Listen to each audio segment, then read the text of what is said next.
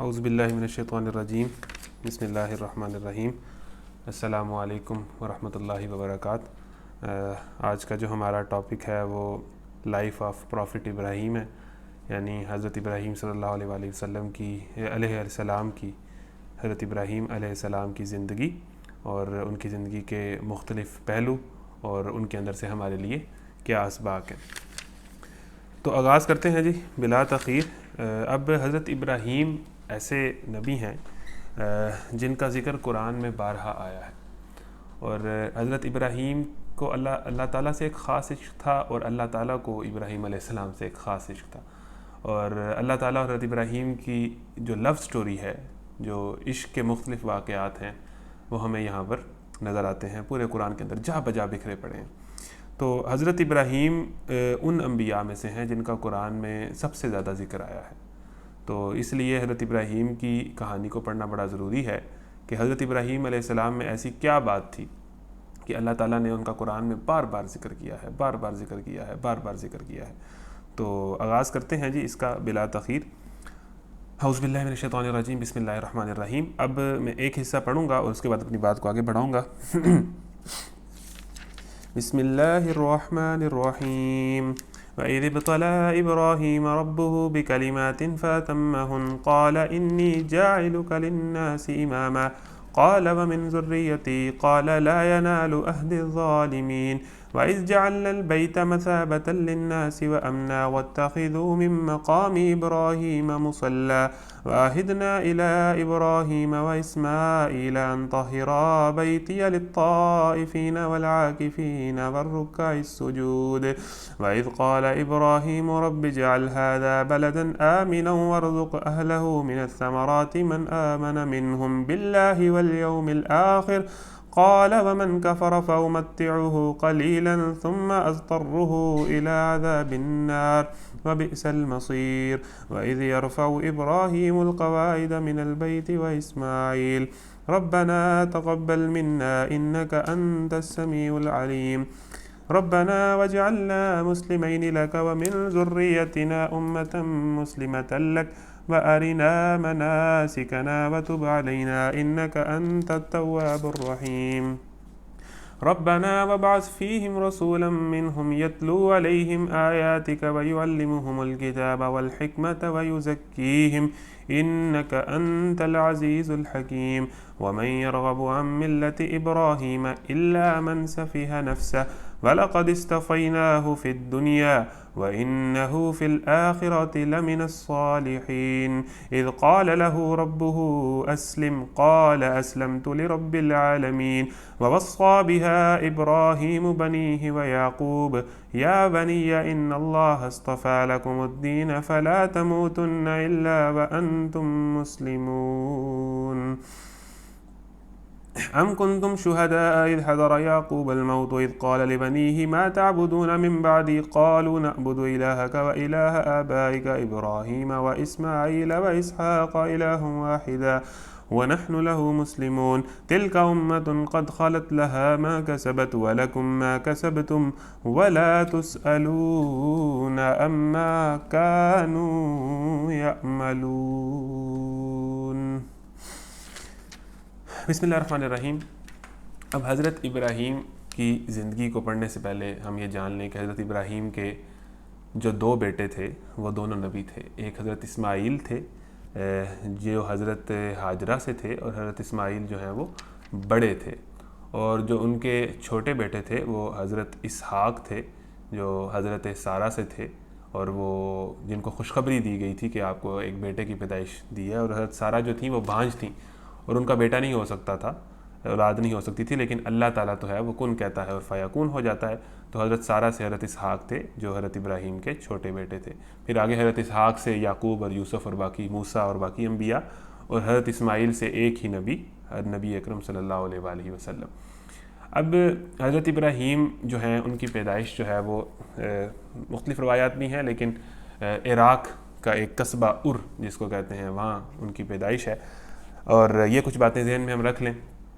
اور اس کے بعد حضرت ابراہیم کی اہمیت میں کچھ ایسی باتیں جو آپ سنیں گے تو آپ کا دل کرے گا کہ ہم جاننے کی کوشش تو کریں کہ حضرت ابراہیم میں ایسی کیا بات ہے۔ حضرت ابراہیم ہم نبی کریم صلی اللہ علیہ وسلم کے پیرو ہیں، وہ آخری نبی ہیں، اور ہم نے ان کی شریعت پر عمل کرنا ہے، اور اسی میں کامیابی اور ناکامی کا راز مضمر ہے۔ پوری امت مسلمہ نے رہتی دنیا تک نبی کریم صلی اللہ علیہ وسلم کی شریعت کی پیروی کرنی ہے۔ لیکن نبی کریم صلی اللہ علیہ وسلم کی شریعت میں آپ دیکھیں، نماز میں آپ کیا پڑھتے ہیں؟ التحیات کے بعد درود شریف۔ درود شریف میں کس کا ذکر ہے؟ اللہم صلی علی محمد وعلی آل محمد کما صلیت علی ابراہیم وعلی آل ابراہیم انک حمید مجید۔ جو آپ نے دن میں 5 دفعہ عبادت کرنی ہے، اس میں جو آپ درود پڑھتے ہیں ہر نماز میں، اس میں حضرت ابراہیم کا ذکر ہے۔ آگے چلیں، آپ ہر سال بڑی عید کے موقع پر قربانی کرتے ہیں۔ یہ قربانی کس کی نسبت سے ہے اور کس کی یاد دلاتی ہے؟ حضرت اسماعیل کو ذبح کرنے کا واقعہ، اور پھر وہاں پر دمبا آیا اور اللہ کے نبی حضرت ابراہیم نے پھر اس کی جگہ ذبح کیا۔ وہ ایک امتحان تھا، اور وہ کس سے لوٹتا ہے؟ حضرت ابراہیم اور اسماعیل سے۔ یعنی آپ کا ایک فریضہ ہر سال کا، وہ بھی حضرت ابراہیم کی طرف اس کی نسبت ہے، اور وہاں سے اس کی یاد میں ہم یہ چیز کرتے ہیں۔ آگے چلیں، آپ ہر سال حج کرتے ہیں، عمرہ کرتے ہیں، تو عمرے میں آپ کا جو طواف ہے وہ مکمل نہیں ہوتا جب تک آپ مقام ابراہیم کی طرف 2 نفل نہیں پڑھ لیتے۔ آپ کا صحیح مکمل نہیں ہوتی جب تک آپ وہ کام نہیں کر لیتے جو حضرت ابراہیم کی زوجہ حضرت ہاجرہ نے حضرت اسماعیل کے لیے پانی کی تلاش میں 7 چکر لگائے تھے صفا اور مروہ کے۔ آپ کی صحیح مکمل نہیں ہوتی۔ حج اور عمرے کا وہ لازمی حصہ ہے۔ پھر ٹھیک ہے، آپ یہاں پر جمرات پر جا کر جو شیطان کو رمی جسے کہتے ہیں، آپ کنکریاں مارتے ہیں، تو وہ کس یاد سے ہے؟ حضرت ابراہیم سے، کہ شیطان نے جہاں جہاں ان کو بھٹکایا ایک بڑے مشن کے لیے، جب وہ اسماعیل کو ذبح کرنے جا رہے تھے، تو وہ یعنی آپ کا حج اور عمرہ سارا حضرت ابراہیم کی یاد سے بھرا پڑا ہے۔ اب آپ اندازہ کریں کہ ہم تو نبی کریم صلی اللہ علیہ وسلم کے پیروکار ہیں، ہماری بہت ساری عبادات کی جو نسبت ہے وہ حضرت ابراہیم کی طرف جاتی ہے۔ درود شریف، قربانی، حج و عمرہ، کیا کیا، اور پھر آگے زمزم جو ہے، جو زمزم ہم آج تک پیتے ہیں، جس کو بڑا بابرکت سمجھتے ہیں، اور وہاں سے جب بھی جاتے ہیں تو کین کے کین بھر کے لاتے ہیں، تو وہ زمزم حضرت ابراہیم کے بیٹے اسماعیل کی ایڑیاں رگڑنے سے نکل رہا ہے، اور پوری دنیا اس سے سیراب ہو رہی ہے۔ اور حضرت نبی کریم صلی اللہ علیہ وسلم کیا ہیں؟ وہ دعائے خلیل ہیں۔ حضرت ابراہیم نے دعا کی تھی خانہ کعبہ بناتے وقت کہ کیا کریں، اے اللہ یہاں پر ایک نبی مبعوث فرما۔ حضرت ابراہیم کی دعا کی قبولیت ہے نبی کریم صلی اللہ علیہ وآلہ وسلم۔ اور آگے چلیں تو اس کے بعد ایک اور چیز کہ خود خانہ کعبہ جو ہے اس کو تعمیر کرنے والے کون تھے؟ جو ہمارا بیت اللہ ہے، جو ہمارا قبلہ ہے، جو ہمارا سب کچھ ہے، جو مسلمانوں کا مرکز ہے، حضرت ابراہیم۔ اب آپ جب یہ باتیں سنتے ہیں تو آپ کو تو ہماری شریعت کے اندر بھی جا بجا حضرت ابراہیم نظر آتے ہیں، تو پھر آپ کے اب یہ ذہن میں سوال تو پیدا ہونے چاہیے کہ حضرت ابراہیم، اور آگے چلیں تو میں تھوڑی سی اور اہمیت بیان کروں کہ حضرت ابراہیم کا ذکر قرآن میں کتنا زیادہ ہے۔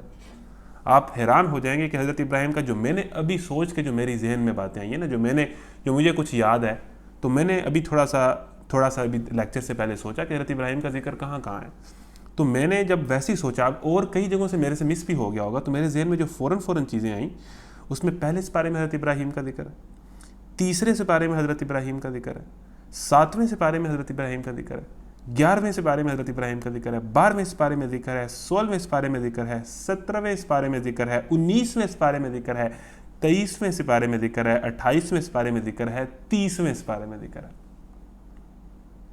اب یہ وہ ہیں جو مجھے فوراً یاد آ گئے۔ اب کہیں ضمناً یا تھوڑا بہت ذکر یا کہیں نام آیا ہو تو وہ اور اس کے علیحدہ ہے۔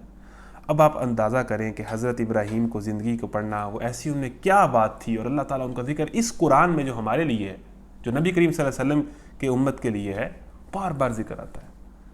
تو یہ حضرت ابراہیم کی تھوڑی سی میں نے آپ کو ذہن میں اہمیت ڈالنے کی کوشش کی ہے کہ آپ پتہ چلیں کہ ہم کس کا ذکر پڑھنا چاہ رہے ہیں۔ اب پہلے سپارے میں اب جہاں اب بہت ساری روایات، بہت ساری واقعات ان کی زندگی میں، اس طرف جو قرآن میں آیا ہے ہم اسی پہ رہیں گے، کیونکہ سب سے اتھینٹک چیز قرآن ہے، تو ہم قرآن کی طرف رہیں گے، اور قرآن میں جہاں ذکر آیا اس کو ہم باری باری پڑھیں گے۔ تو آغاز کرتے ہیں جی۔ سب سے پہلے یہ ذکر آتا ہے پہلے سپارے کے آخر میں، سورہ البقرہ میں۔ اب ذرا سنیے گا۔ اعوذ باللہ من الشیطان الرجیم، بسم اللہ الرحمن الرحیم۔ یاد کرو کہ جب ابراہیم کو اس کے رب نے چند باتوں میں آزمایا اور وہ ان سب میں پورا اتر گیا، تو اس نے کہا میں تجھے سب لوگوں کا پیشوا بنانے والا ہوں۔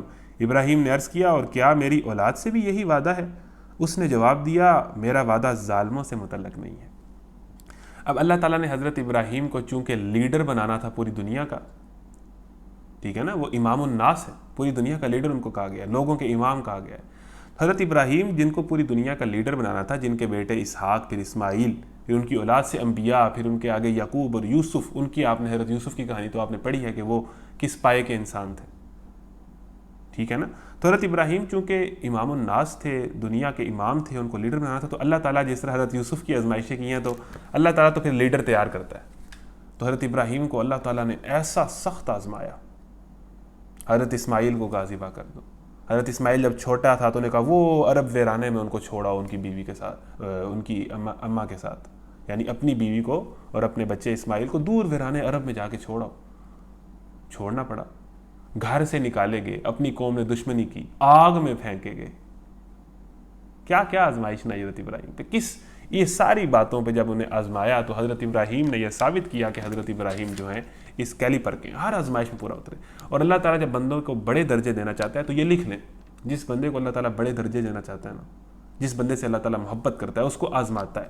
اسی طرح یہ ہے کہ جیسے فوج کا کوئی بہت سینئر کمانڈو بنتا ہے تو وہ سب سے زیادہ فوج کا سینئر کمانڈو تب بنتا ہے جب اس کی سب سے زیادہ ٹریننگ، جب وہ سب سے مشکل مراحل سے گزرتا ہے، سب سے زیادہ امتحانات اس سے کرائے جاتے ہیں، کیونکہ وہ پھر فوج کا فیس بنتا ہے، وہ پھر سب سے بڑی چیز بنتا ہے فوج کے اندر، سب سے اعلیٰ پوسٹ پر جاتا ہے، تو اس کے امتحانات بھی ہوتے ہیں. تو اللہ تعالیٰ نے حضرت ابراہیم کی زندگی امتحانات سے بھری پڑی ہے. اب ان امتحانات سے حضرت ابراہیم ایک بہت بڑی سکسیس سٹوری ہے اور امام ہے، لیڈر ہے. تو ہم نے دیکھنا ہے کہ ان لیڈر کی سکسیس سٹوری میں ایسی کیا بات تھی، ٹھیک ہے نا، کس طرح یہ ٹرائل سے گزرے اور کس طرح ثابت کیا. تو پہلے یہ بات ہے کہ اللہ تعالیٰ نے ان کو آزمایا مختلف طرح سے، گھر کی آزمائش، گھر سے نکالے جانے کی آزمائش، آگ کی آزمائش، بیٹے کو ذبح کرنے کی آزمائش، ہر طرح کی آزمائشیں. اور وہ ان سب میں پورا اتر گیا تو اس نے کہا میں تجھے سب لوگوں کا پیشوا بنانے والا ہوں. اب سب لوگوں کا پیشوا بنا دیا، یعنی کہ جو آزمائشوں سے گزر کے آیا ہے، جس نے گھات گھات کا پانی پیا ہے، اب وہ لیڈ کرنے کی صلاحیت رکھتا ہے. ابراہیم نے عرض کیا اور کیا میری اولاد سے بھی یہی وعدہ ہے؟ اس نے جواب دیا میرا وعدہ ظالموں سے متعلق نہیں ہے. اب دیکھیں اس میں پوائنٹ کیا ہے کہ حضرت ابراہیم کو امام بنایا گیا کہ تم ساری دنیا کے لیے ہدایت کے امام ہو. تو جو باپ اپنے لیے چیز پسند کرتا ہے نا، یہ اس بات کی نشانی ہے کہ وہ اپنی اولاد کے لیے بھی وہی پسند کرتا ہے. فوراً حضرت ابراہیم نے کہا اچھا اللہ جی، تو کیا میری اولاد کو بھی آپ یہ ہدایت دیں گے اور میری اولاد کے لیے بھی یہ امامت کا اور ہدایت کا وعدہ ہے؟ تو اللہ تعالیٰ نے کہا کہ میرا وعدہ ظالموں سے متعلق نہیں ہے. 2 پوائنٹ. حضرت ابراہیم جیسا انسان جس کی میں نے اتنی زیادہ آپ کو اہمیت بتائی ہے کہ ہماری عبادات میں، ہماری نماز میں دنیا کے امام، اللہ تعالیٰ کہہ رہا ہے کہ تمہاری اولاد میں سے بھی اگر لوگ خراب ہو گئے نا تو ان کے لیے میرا کوئی وعدہ نہیں ہے. بات تو پھر آ گئی کہ ہم کیا سمجھتے ہیں، ادھر تو وہی انبیاء کی اولاد، انبیاء اپنی اولاد کو نہیں بچا سکے جو نافرمان ہیں اللہ کے غضب سے. حضرت نوح کا واقعہ سنا ہے، حضرت نوح کا بیٹا نافرمان تھا اور حضرت نوح کو اللہ تعالیٰ نے کہا، حضرت نوح جب ان کے بیٹا ان کے سامنے جب عذاب آیا تو پانی کے عذاب میں ڈوب گیا. حضرت نوح نے اللہ سے کہا یا اللہ یہ میرا بیٹا ہے اور تو نے کہا تھا میں تیرے گھر والوں کو بچا لوں گا. اللہ تعالیٰ نے ڈانٹا، نہیں یہ تیرا بیٹا نہیں ہے، یہ تیرے گھر والا نہیں ہے جس طرح کی اس کی حرکتیں. نبی تو اپنے بیٹے کو نہیں بچا سکے جو اللہ کا نافرمان تھا. حضرت لوط اپنی بیوی کو نہیں بچا سکے. تو بھئی انبیاء اپنے بیٹوں کو نہیں بچا سکیں گے. قیامت کے دن اللہ کا انصاف ہوگا، جس کے اعمال ٹھیک ہوں گے وہی بخشا جائے گا. تو پہلا پوائنٹ تو یہ کہ ابراہیم اگر تیری اولاد میں سے بھی اگر کوئی میرا نافرمان ہوا تو اس کے لیے میرا کوئی وعدہ نہیں ہے. دوسرا پوائنٹ یہ ہے کہ جو باپ اپنے لیے چیز پسند کرتا ہے نا، وہ اپنے بیٹے کے لیے پسند کرتا ہے. تو حضرت ابراہیم ایک آئیڈیل باپ بھی تھے کہ اگر انہوں نے اپنے لیے ہدایت پسند کی ہے نا تو وہ یہی چاہتے ہیں کہ میرا بچہ بھی ہدایت پائے، وہ بھی اسی راستے پہ چلے. یعنی اگر آپ اپنے لیے دین پسند کرتے ہیں نا تو اس کا ٹیسٹ اس لیے کیا جائے گا کہ آپ اپنی اولاد کے لیے کیا پسند کرتے ہیں. جو باپ اپنی اولاد کی صرف یہ فکر کرے کہ بس جی MBBS کر جائے کسی طریقے، ٹھیک ہے نا، انجینئرنگ کر جائے بس، باقی چاہے نماز نہ پڑھے، گالیاں دے دے، ٹھیک ہے، فلمیں ڈرامے دیکھ، باقی کام کرتا رہے، خیر میرا، لیکن ڈگری ہونی چاہیے. وہ اس بات کی نشانی ہے کہ باپ کی اولاد کے متعلق پریورٹیز کیا ہیں. یہ پتہ چل جاتا ہے کہ جو باپ، چاہے باپ خود دیندار ہو، اچھا یہ بھی سن لیں، باپ چاہے خود دیندار ہو لیکن جو وہ اپنی اولاد کے لیے پسند کر رہا ہوتا ہے نا، وہی اس باپ کی اصل سوچ ہوتی ہے. یہ بڑا اہم پوائنٹ ہے. اگر ہم اپنی اولاد کے لیے صرف ڈگریاں ہی پسند کرتے ہیں نا، اگر ہم اپنی اولاد کو فجر کی نماز کے لیے نہیں جگاتے لیکن سکول ٹائم میں ماں اور باپ بچے کو تھپڑ مار کے جگا دیتے ہیں کہ سکول جانا ہے، یعنی سکول سے چھٹی نہیں ہو سکتی، نماز سے چھٹی ہو جائے تو خیر ہے. ہمارے ہاں جس طرح فجر کی نماز میں تو اس طرح نہیں اٹھایا جاتا جس طرح سکول کے لیے اٹھایا جاتا ہے. خود ہمیں پتہ ہوتا ہے کہ سکول سے چھٹی کا کوئی امکان نہیں ہے، فجر نہ بھی پڑھو تو خیر ہے. یعنی والدین کا پتہ چل جاتا ہے، جو وہ اولاد کے لیے چاہتے ہیں نا والدین کہ میری اولاد اس طرح ہو، یہ ان کا رستہ ہو، اس طرح زندگی گزاریں، وہی ان والدین کی اصل سوچ ہوتی ہے. تو یہ ٹیسٹ ہے کہ آپ پتہ لگائیں کہ آپ کی سوچ کیا ہے. تو اپنی اولاد کے لیے وہی دین اور وہی ہدایت پسند کریں جو آپ اپنے لیے کرتے ہیں، اور یہی اس بات کا ثبوت ہوگا کہ آپ اپنی اولاد کو کس رستے پہ چلاتے ہیں. ہاں ڈاکٹر بنائیں، انجینئر بنائیں، میں کہتا ہوں دنیا کا بادشاہ بنا دیں، لیکن اگر آپ کو سب سے پہلے اولاد کے دین کی اور اللہ کے خوف کی اور ان کو گناہوں سے بچانے کی اور ان کو سیدھے رستے پر چلانے کی اور ان کی دینی تربیت کی فکر نہیں ہے نا، تو آپ بہت بڑا ظلم کر رہے ہیں. نمبر 1 یہ سب سے بڑی پریارٹی ہونی چاہیے. اگر وہ نمازی نہیں ہے، اگر وہ اللہ کے دین پر چلنے والا نہیں ہے، اگر وہ اللہ کا نافرمان ہے، تو بھائی یہ ڈگریاں کسی کام کی نہیں ہیں. پہلے وہ چیز ٹھیک کرو، اس کی فکر زیادہ کرو. یعنی پریارٹی میں سب سے نمبر 1 دین ہونا چاہیے اولاد کے لیے، کہ ہمیں سب سے زیادہ فکر اولاد کے اخلاق کی، اولاد کے دین کی، اولاد کے اللہ سے تعلق کی ہو. نمبر 1 حضرت ابراہیم کو بھی یہ فکر تھی کہ کہا کہ یہ جو میرے ساتھ وعدہ اللہ تو نے کیا ہے، یہ میری اولاد کے لیے بھی. اللہ نے کہہ دیا جو تیری اولاد میں فرما بردار ہوگا اس کے لیے ہے، اور اسی طرح ہی ہوا. آگے بھی نبوت چلی. اس نے جواب دیا میرا وعدہ ظالموں سے متعلق نہیں ہے، اور یہ کہ ہم نے اس گھر کے کعبے کو لوگوں کے لیے مرکز اور امن کی جگہ قرار دیا تھا، اور لوگوں کو حکم دیا تھا کہ ابراہیم جہاں عبادت کے لیے کھڑا ہوتا ہے اس مقام کو مستقل جائے نماز بنا لو. جہاں پر حضرت ابراہیم نے نماز پڑھی، رہتی دنیا تک اب وہاں پر لاکھوں کی تعداد میں لوگ آتے ہیں. کبھی وہ خالی ہوتا ہی نہیں، ہر ٹائم طواف ہو رہا ہوتا ہے، ہر ٹائم عبادت ہو رہی تھی. رات کو 3 بجے جائیں پھر بھی حجر اسود کو آپ چوم نہیں سکتے، رات کے 4 بجے جائیں آپ نہیں چوم سکتے. ہر ٹائم رش، ہر ٹائم عبادت، ہر ٹائم طواف. جہاں ابراہیم نے نماز پڑھی وہ جگہ ساری رہتی دنیا تک کے لیے ایک جائے نماز بن گئی. آگے چلیں جی. تو اس مقام کو مستقل جائے نماز بنا لو، اور ابراہیم اور اسماعیل کو تاکید کی تھی کہ میرے اس گھر کو طواف اور اعتکاف اور رکوع اور سجدے کرنے والوں کے لیے پاک رکھو. اور یہ کہ ابراہیم نے دعا کی، حضرت ابراہیم کی دعا ہے، بڑی زبردست دعا ہے، اور یہ دعا سنیے گا. اے میرے رب اس شہر کو امن کا شہر بنا دے، اور اس کے باشندوں میں سے جو اللہ اور آخرت کو مانے انہیں ہر قسم کے پھلوں کا رزق دے. اچھا آپ نے کبھی غور کیا، آپ میں سے جو عمرے پہ گئے ہوں گے نا، سعودیہ گئے ہوں گے، مکہ مدینہ، ان کو اس بات کا پتہ ہوگا کہ مکہ ایک صحرائی علاقہ ہے وہ سارا، اور جب آپ وہاں پر جاتے ہیں تو آپ دیکھتے ہیں کہ ریڑھیوں کی ریڑھیاں ہیں، فروٹ کے فروٹ ہیں. یہاں پر ذکر ہے باقاعدہ اے میرے رب اس شہر کو امن کا شہر بنا دے، اور اس کے باشندوں میں سے جو اللہ اور آخرت کو مانے انہیں ہر قسم کے پھلوں کا رزق دے. حضرت ابراہیم نے دعا کی تھی کہ انہیں ہر قسم کے پھل دے. پوری دنیا کے مسلم ممالک کا جو 1 نمبر پھل ہوتا ہے نا، وہ سعودیہ جاتا ہے، مکہ مدینہ. یہ حضرت ابراہیم کی دعا کی قبولیت ہی ہے. آپ وہاں مکہ مدینہ سے نکلیں گے نا نماز پڑھتے ہی، ریڑھیاں ہی ریڑھیاں پھلوں کی، اور زبردست قسم کا کیلا، زبردست قسم کا کنو، زبردست قسم کے فروٹ وہاں آپ کو نظر آئیں گے. ہر چیز سب سے اعلیٰ کوالٹی کا فروٹ وہاں جاتا ہے. حالانکہ وہ صحرائی علاقہ ہے، وہاں تو فروٹ نہیں ہے، پوری دنیا سے فروٹ وہاں جاتا ہے اور اعلیٰ کوالٹی کا جاتا ہے. اور پھر سیل بھی بہت زیادہ ہوتا ہے کیونکہ پوری دنیا وہاں جاتی ہے مکہ مدینہ. تو آپ دیکھیں پھلوں کا باقاعدہ یہاں ذکر ہے، اور وہ دعا کی قبولیت نظر آتی ہے ہمیں مکہ مدینہ میں کہ وہاں پھلوں کی بھرمار ہے. صحرائی علاقہ ہوتے ہوئے بھی پوری دنیا کا فروٹ وہاں جاتا ہے. تو وہاں پر رزق کی کثرت ہے. اور دوسری دعا تھی کہ اس کو امن کا، مکہ مدینہ امن ہی امن ہے، سیکیورٹی، پوری دنیا آتی ہے پھر بھی سیکیورٹی، ایک امن کی جگہ ہے وہ. یہ دعا قبول ہوئی. آگے کیا ہوا؟ جو اللہ اور آخرت کو مانے انہیں ہر قسم کے پھلوں کا رزق دے. جواب میں اس کے رب نے فرمایا اور جو نہ مانے گا دنیا کی چند روزہ زندگی کا سامان تو میں اسے بھی دوں گا، مگر آخر کار اسے عذاب جہنم کی طرف گھسیٹوں گا، اور وہ بدترین ٹھکانہ ہے. اللہ نے کہا دعا قبول ہے، لیکن جو تیری اولاد میں سے نہیں مانے گا نا. حضرت ابراہیم نے کیا دعا کی تھی کہ جو صرف فرما بردار بندے ہیں نا، جو اللہ اور آخرت پہ یقین رکھتے ہیں، صرف ان کو رزق دے. اللہ نے کہا یہ میرا قانون نہیں ہے. دیکھیں اللہ تعالیٰ قانون نہیں چینج کرتا کسی کے لیے بھی. جو دنیا میں اس کا ایک قانون چل رہا ہے نا، وہ اسی طرح ہی ہے. اللہ تعالیٰ نے کہا یہ میری پالیسی نہیں ہے، میں نافرمانوں کو بھی رزق دوں گا. اس دنیا میں اللہ تعالیٰ گناہ گاروں کو، نافرمانوں کو بھی رزق دیتا ہے، اور بے شمار رزق دیتا ہے، اور بہت زیادہ دیتا ہے.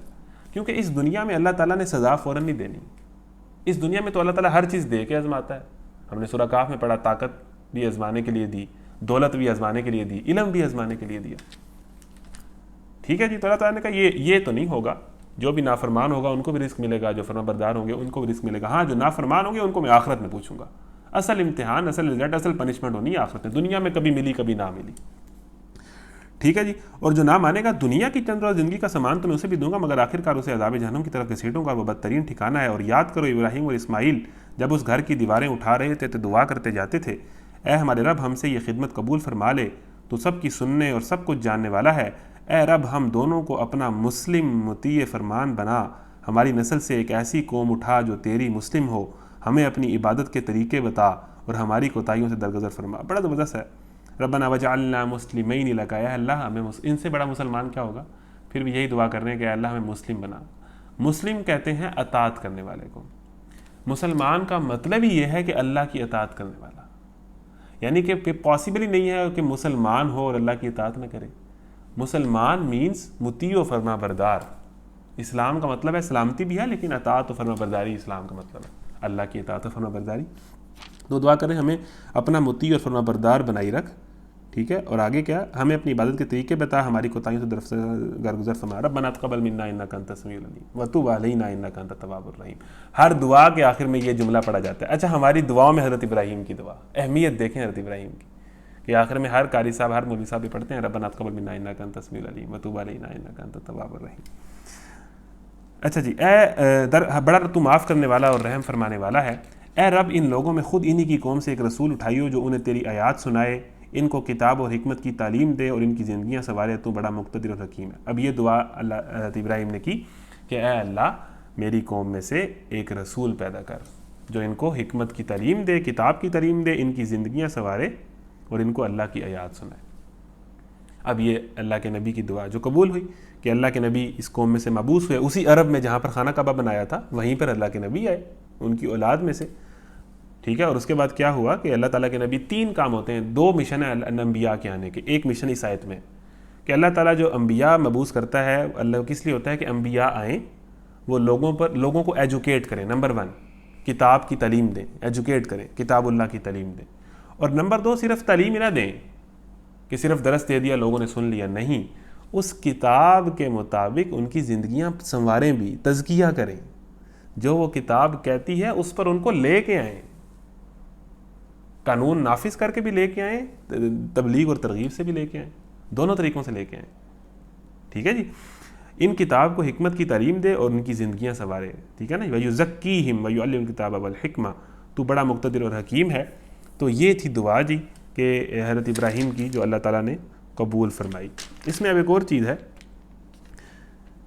اے میرے رب اے لوگ خود انہی کی قوم میں سے ایک رسول اٹھائیو جو انہیں تیری آیات سنائے، ان کو کتاب اور حکمت کی تعلیم دے اور ان کی زندگیاں سنوارے، تو بڑا مقتدر حکیم ہے۔ اب چیز کیا ہے کہ یہ کام، یہ دعا حضرت ابراہیم اور اسماعیل نے کب کی ہے؟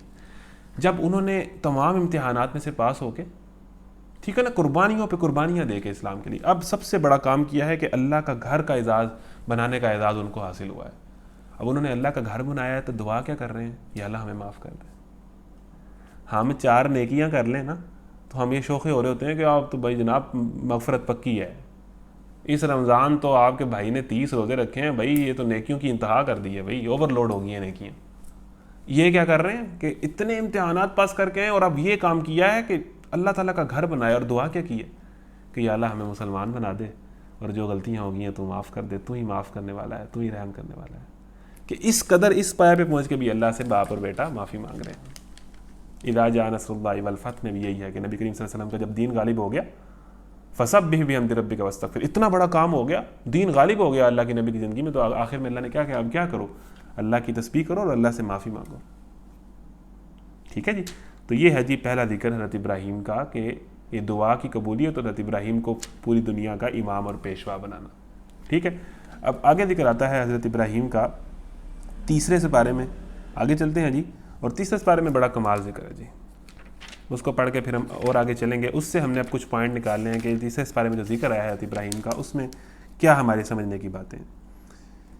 الم تر الی الذی حاج، بسم اللہ الرحمن الرحیم، الم تر الی الذی حاج ابراہیم فی ربہ ان آتاہ اللہ الملک اذ قال ابراہیم ربی الذی یحیی ویمیت قال انا احیی ویمیت قال ابراہیم فإن اللہ یأتی بالشمس من المشرق فأتی بها من المغرب فبہت الذی کفر۔ پڑھیں جی، کیا تم نے اس شخص کے حال پر غور نہیں کیا؟ 3 سپارہ سورہ البقرہ، 3 سپارے کے 2 صفحے پر، آپ لوگ میرے ساتھ کھولتے جائیں گے نا تو آپ کو بھی فائدہ ہوگا۔ 3 سپارے کے 2 صفحے پر، کیا تم نے اس شخص کے حال پر غور نہیں کیا جس نے ابراہیم سے جھگڑا کیا تھا، جھگڑا اس بات پر کہ ابراہیم کا رب کون ہے، اور اس بنا پر کہ اس شخص کو اللہ نے حکومت دے رکھی تھی۔ جب ابراہیم نے کہا میرا رب وہ ہے جس کے اختیار میں زندگی اور موت ہے، تو اس نے جواب دیا زندگی اور موت میرے اختیار میں ہے۔ ابراہیم نے کہا اچھا، اللہ سورج کو مشرق سے نکالتا ہے، تو ذرا اسے مغرب سے نکال لا۔ یہ سن کر وہ منکر حق ششدر رہ گیا، مگر اللہ ظالموں کو راہ راست نہیں دکھایا کرتا۔ اب نمرود وہ بادشاہ ہے جس کو، بہت بڑا بادشاہ، پوری دنیا کی حکومت، بہت طاقتور بادشاہ نمرود، اب حضرت ابراہیم کا آپ کانفیڈنس لیول چیک کریں کہ اب دین کا دائی کیسا ہوتا ہے، کہ وہ ڈیبیٹ کر رہے ہیں، وہ لاجیکل بحث کر رہے ہیں، وہ ڈائلاگ کر رہے ہیں، کر کسے رہے ہیں؟ کسی عام بندے سے، پوری دنیا کے بادشاہ سے، سب سے ظالم اور سب سے جابر بادشاہ سے، نمرود۔ ہم ایک پرنسپل کے آفس میں چلے جائیں نا، ایک ایم این اے کے آفس میں چلے جائیں تو ہم سے بات نہیں ہوتی۔ دین کے دائی میں کتنا کانفیڈنس ہوتا ہے کہ وہ وزیر اعظم کے سامنے بھی حق بات کھل کے کرتا ہے، ڈرتا نہیں ہے، ڈیبیٹ کرتا ہے، اس کو اتنا اپنے آئیڈیالوجی پہ یقین ہوتا ہے کہ وہ ہر کسی سے ڈیبیٹ کرتا ہے اور وہ سیدھا کہتا ہے بھائی آپ غلط ہو، جو میری آئیڈیالوجی ہے وہ ٹھیک ہے۔ اتنا جو ہے وہ کنوکشن اپنی آئیڈیالوجی پہ، اتنا یقین، اتنی کمٹمنٹ، اتنا کانفیڈنٹ، اتنی زیادہ۔ اب یہ ایک ڈائلاگ ہے نمرود اور حضرت ابراہیم کا۔ اب نمرود نے کیا جھگڑا کیا کہ ابراہیم کا رب کون ہے؟ نمرود نے کہا رب تو میں ہوں اس دنیا کا، مجھے پوجو، میری پرستش کرو، میری اطاعت کرو۔ تو حضرت ابراہیم نے کہا نا، میرا رب تو کوئی اور ہے۔ تو اس بنا پر اس کو شخص نے، اللہ نے حکومت دے رکھی تھی، حکومت اسے اللہ نہیں دی تھی، لیکن وہ جو ہے وہ اس پہ اترا رہا تھا۔ جب ابراہیم نے کہا میرا رب وہ ہے جس کے اختیار میں زندگی اور موت ہے، نمرود نے کہا اچھا جی تمہارا رب کون ہے؟ میرے سے زیادہ طاقتور کون ہے مجھے بتاؤ، تمہارا رب کیا کر سکتا ہے جی؟ حضرت ابراہیم اب دیکھیں ڈیبیٹ کس طرح کر رہے ہیں۔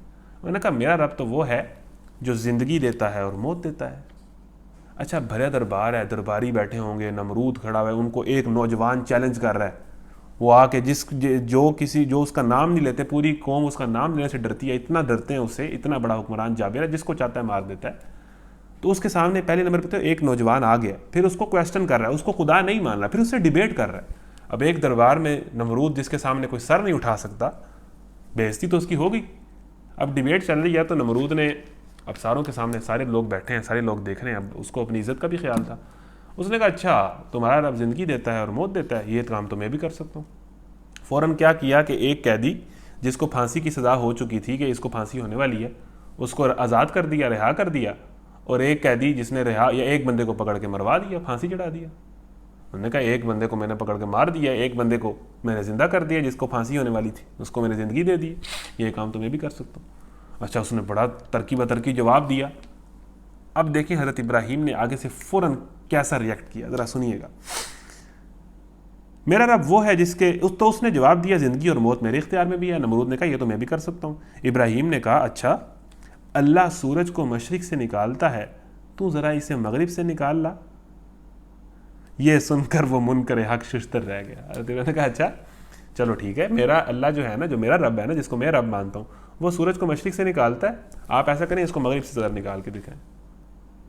اب اس سے ہمیں بات پتہ چلی کہ دین کا دائی ایک تو کتنا مرضی روب والی اور ایک خوفناک کیفیت ہو، وہ کانفیڈنس لوز نہیں کرتا۔ ہم سے تو بھائی 4 بندوں کے سامنے بات نہیں ہوتی۔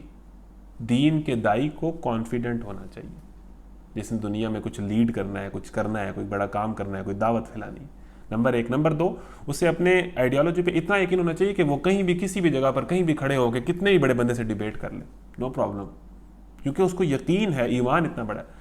پھر تیسرے نمبر پر آگے جتنی مرضی مشکلات ہیں اپنی آئیڈیالوجی پہ قائم رہو، چاہے موت نظر آ رہی ہو، چاہے جتنا مرضی بڑا چیلنج نظر آ رہا ہو۔ چوتھی بات یہ ہے کہ دین کا دائی جو ہے وہ حاضر جواب ہوتا ہے، وہ میڈیا کو ٹیکل کر لیتا ہے، وہ سوالوں کو ٹیکل کر لیتا ہے۔ اب ایک حضرت ابراہیم اور آگے نمرود، اس نے پہلے سوال کا جواب تو دیا ٹھیک ہے جی زندگی موت میں بھی دے سکتا ہوں، حضرت ابراہیم کنفیوز نہیں ہوئے، فوراً اگلا سوال کیا اور موقع پہ ایسی بات کی کہ ایک دفعہ اس کی بولتی بند ہو گئی۔ یہ الفاظ ہیں کہ وہ منکر حق نمرود ششتر رہ گیا، حیران رہ گیا، اس کے پاس کوئی جواب ہی نہ ہوا، ایک سائلنس ہو گیا پورے دربار میں۔ کیسی کراری بےزتی ہوئی ہوگی اس ٹائم اس کی۔ حضرت ابراہیم نے کہا اچھا سورج کو مشرق سے میرا رب نکالتا ہے، آپ مغرب سے نکال کے لائیں۔ مطلب کتنے حاضر جواب تھے، موقع پہ ایسا جواب دیا کہ وہ کچھ کر نہ سکا، حاضر جوابی، ٹھیک ہے نا، یہ بھی ایک صفت تھی حضرت ابراہیم کی۔ تو ذرا اسے مغرب سے نکال لا، یہ سن کر وہ منکر حق ششتر رہ گیا، اللہ ظالموں کو راہ راست نہیں دکھایا کرتا۔ اس کے بعد حضرت ابراہیم کی پرسنالٹی کو ہم آگے پڑھتے ہیں۔ حضرت ابراہیم کا ذکر آیا ہے 7 سپارے میں، اور یہ سب سے اہم ہے۔ اب یہاں سے ہمیں حضرت ابراہیم کی پرسنالٹی پتہ چلے گی، ٹھیک ہے جی۔ سٹارٹ کرتے ہیں جی، اعوذ باللہ من الشیطان الرجیم، بسم اللہ الرحمن الرحیم، 7واں سپارہ سورہ الانعام، ٹھیک ہے نا۔ اب آپ نے یہ کھول لینی ہے 7واں سپارہ سورہ الانعام میں، آپ کو رکو بھی بتا دیتا ہوں، یہاں تو بھائی کمال ہی ہو گئی۔ رکو نمبر ہے جی، آپ میرے ساتھ آ جائیں جی 7ویں سپارے کے اندر، رکو نمبر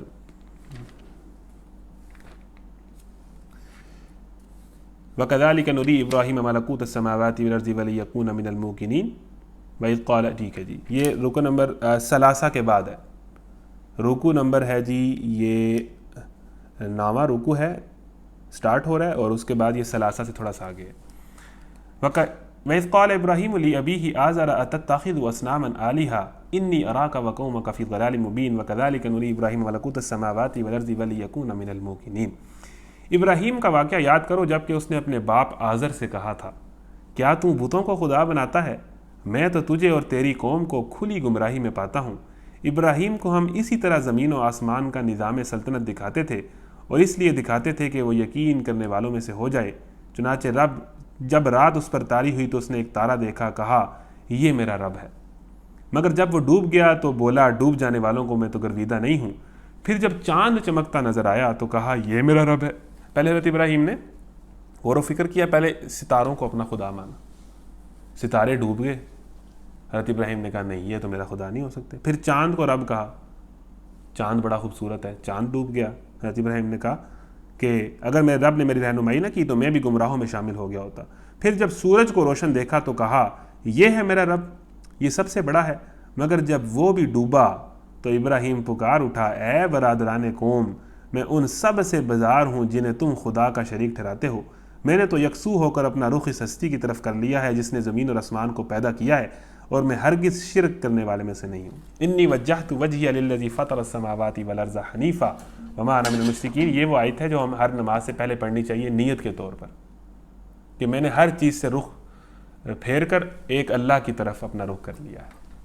اب واقعہ سنیں، اب حضرت ابراہیم، پہلے میں آپ کو واقعہ سناتا ہوں۔ حضرت ابراہیم ایک ایسے معاشرے میں رہتے تھے جہاں بت پرستی بہت عام تھی، ستاروں کو پوجا جا رہا ہے، سورج کو پوجا جا رہا ہے، چاند کو پوجا جا رہا ہے، بتوں کو پوجا جا رہا ہے، طرح طرح کے بت ہیں اور بت پرستی۔ اب حضرت ابراہیم ایک ایسے نوجوان تھے جنہوں نے غور و فکر کیا، اچھا ہم اپنی زندگیاں ایویں گزار دیتے ہیں۔ حضرت ابراہیم کیسے ایمان لائے؟ خود غور کر کے، کہیں اوپر سے اس طرح ہدایت اور خود غور کیا۔ حضرت لقمان بھی اسی طرح ایمان لائے تھے، غور و فکر کیا دنیا پہ۔ اصحاب کہف کس طرح ایمان لائے تھے؟ غور کیا، غور و فکر کیا، اور نتیجہ ایمان تک پہنچ گئے۔ تو بھئی یہ کوئی بات نہیں ہے کہ کافروں کو بات نہیں سمجھ آ رہی، جو بندہ بھی جس کے پلے کچھ ہوگا اور جسے ہدی للمتقین غلط صحیح کی تمیز ہوگی، جو تھوڑا سا غور و فکر کرے گا اسے بات سمجھ آ جائے گی، بھئی اس دنیا کا ایک خدا ہے۔ اب حضرت ابراہیم ایک معاشرے میں پیدا ہوئے جہاں پر بت پرستی، شرک ہی شرک ہے۔ اب جو بچہ جہاں پیدا ہو، ظاہر ہے اس نے اسی ماحول میں پلنا ہے، بڑا ہونا ہے، تو اس نے تو وہی سیکھنا ہے، لیکن نہیں، حضرت ابراہیم نے دیکھا، غور کیا، کریٹیکلی انالائز کیا، پڑھا سوسائٹی کو۔ اب ہر سیگمنٹ آف لائف کو انہوں نے اسٹڈی کیا۔ پہلے انہوں نے دیکھا کہ بھئی ستاروں کو لوگ پوجتے ہیں، ٹھیک ہے نا۔ پہلے انہوں نے سب سے پہلے یہ کہا کہ مجھے یہ دنیا پسند نہیں آ رہی، یہ جو سسٹم چل رہا ہے نا، انہوں نے کہا یہ ٹھیک نہیں ہے، یہ والا سسٹم جو ہے یہ ٹھیک نہیں ہے، یہ غلط ہو رہا ہے، یہ صحیح معاشرہ نہیں ہے، یہ صحیح اصولوں پر نہیں چل رہا، یہ دنیا صحیح نہیں چل رہی۔ وَكَذَلِكَ نُرِي وَإِذْ قَالَ إِبْرَاهِيمُ لِأَبِيهِ آزَرَ أَتَتَّخِذُ أَصْنَامًا آلِهَةً، کہ میں حضرت ابراہیم نے اپنے باپ سے کہا کہ کیا تو بتوں کو خدا بناتا ہے؟ میں تو تجھے اور تیری قوم کو کھلی گمراہی میں پاتا ہوں۔ حضرت ابراہیم کتنے لاجیکل تھے، کتنا سوچتے سمجھتے تھے کہ کہا اپنے گھر کے کلچر کو چیلنج کر دیا۔ جب انہیں غلط لگا کہ ان کے ابا جو تھے وہ خود بت تراش تھے، آزر بہت بڑا بت تراش تھا حضرت ابراہیم کے جو والد تھے، اپنے گھر کو ابا جان کے سامنے کہا، یعنی کہ کس طرح مطلب کویسچن، ابا جان سے کویسچن کرتے شروع ہوئے اور آگے جا کے نمرود کو کویسچن کیا، ٹھیک ہے نا، ہر غلط چیز کو کویسچن کیا، سوال کیا۔ کیا کہا کہ ابا جان یہ جو آپ کام کر رہے ہیں نا، آپ بتوں کو بناتے ہیں، بتوں کو پوجتے ہیں، مجھے لگتا ہے یہ ٹھیک نہیں ہے، آپ غلط راستے پہ، آپ ٹھیک راستے پہ نہیں ہیں، آپ گمراہی پہ، اور مجھے یہ ٹھیک نہیں لگتا۔ اب اس کے بعد جب گھر سے ڈانٹ پڑی، گھر والوں نے کہا تم کس طرف چلے گئے ہو، کون سا کام شروع کر دیے؟ نہیں جی جو چل رہا ہے وہی ہوتا ہے، ہم بڑے ہیں، ہمیں زیادہ پتہ ہے، ٹھیک ہے نا، بڑوں کی بات ماننی چاہیے، یہ وہ۔ حضرت ابراہیم کا مائنڈ جو ہے نا وہ سیٹسفائی نہیں ہو رہا تھا۔ اب انہوں نے دنیا پہ غور کر دیا، اب انہوں نے ہر جگہ ہر سیگمنٹ آف لائف اسٹڈی، انہوں نے دیکھا بھی ستاروں کو پوجا جاتا ہے، انہوں نے کہا چلے ٹھیک ہے ستاروں کے مذہب کو اسٹڈی کر لیتے ہیں۔ اب ستاروں کے مذہب کو اسٹڈی کیا تو ستاروں پہ غور کیا، جی بڑے خوبصورت ہیں، بڑے چمکدار ہیں، یہ میرے خدا ہیں۔ ستارے کو خدا مانا تو کیا ہوا کہ ستارے رات ہوئی تو بڑے چمک رہے ہیں، ڈوب گئے۔ اب وہ کیسا خدا ہے کہ جو ڈوب جائے؟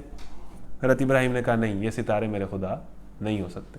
اب اس مذہب کو ریجیکٹ کر دیا، غور و فکر کر کے، سوچ کے، عقل سے سوچ کے آگے گئے۔ انہوں نے کہا چاند بڑا خوبصورت ہے، 14ویں کا چاند چمکتا ہے، لوگوں نے اس پہ شاعری کی ہے، چاند بڑی کمال چیز ہے، یہ چاند میرا خدا ہے۔ چاند کو خدا مانا تو کیا کہا؟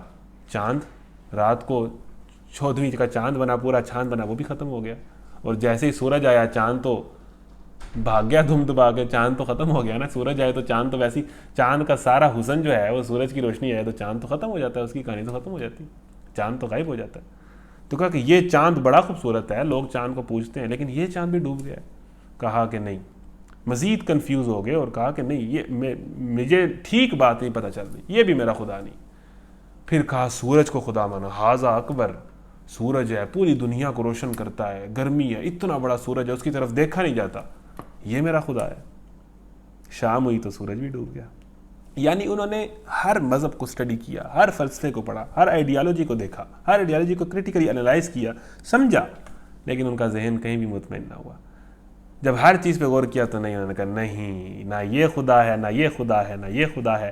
میرا خدا تو وہ ہے جس نے ان ساری چیزوں کو بنایا ہے، جس نے سورج کو بنایا ہے، تاروں کو بنایا ہے، چاند کو بنایا ہے، دنیا کو بنایا ہے.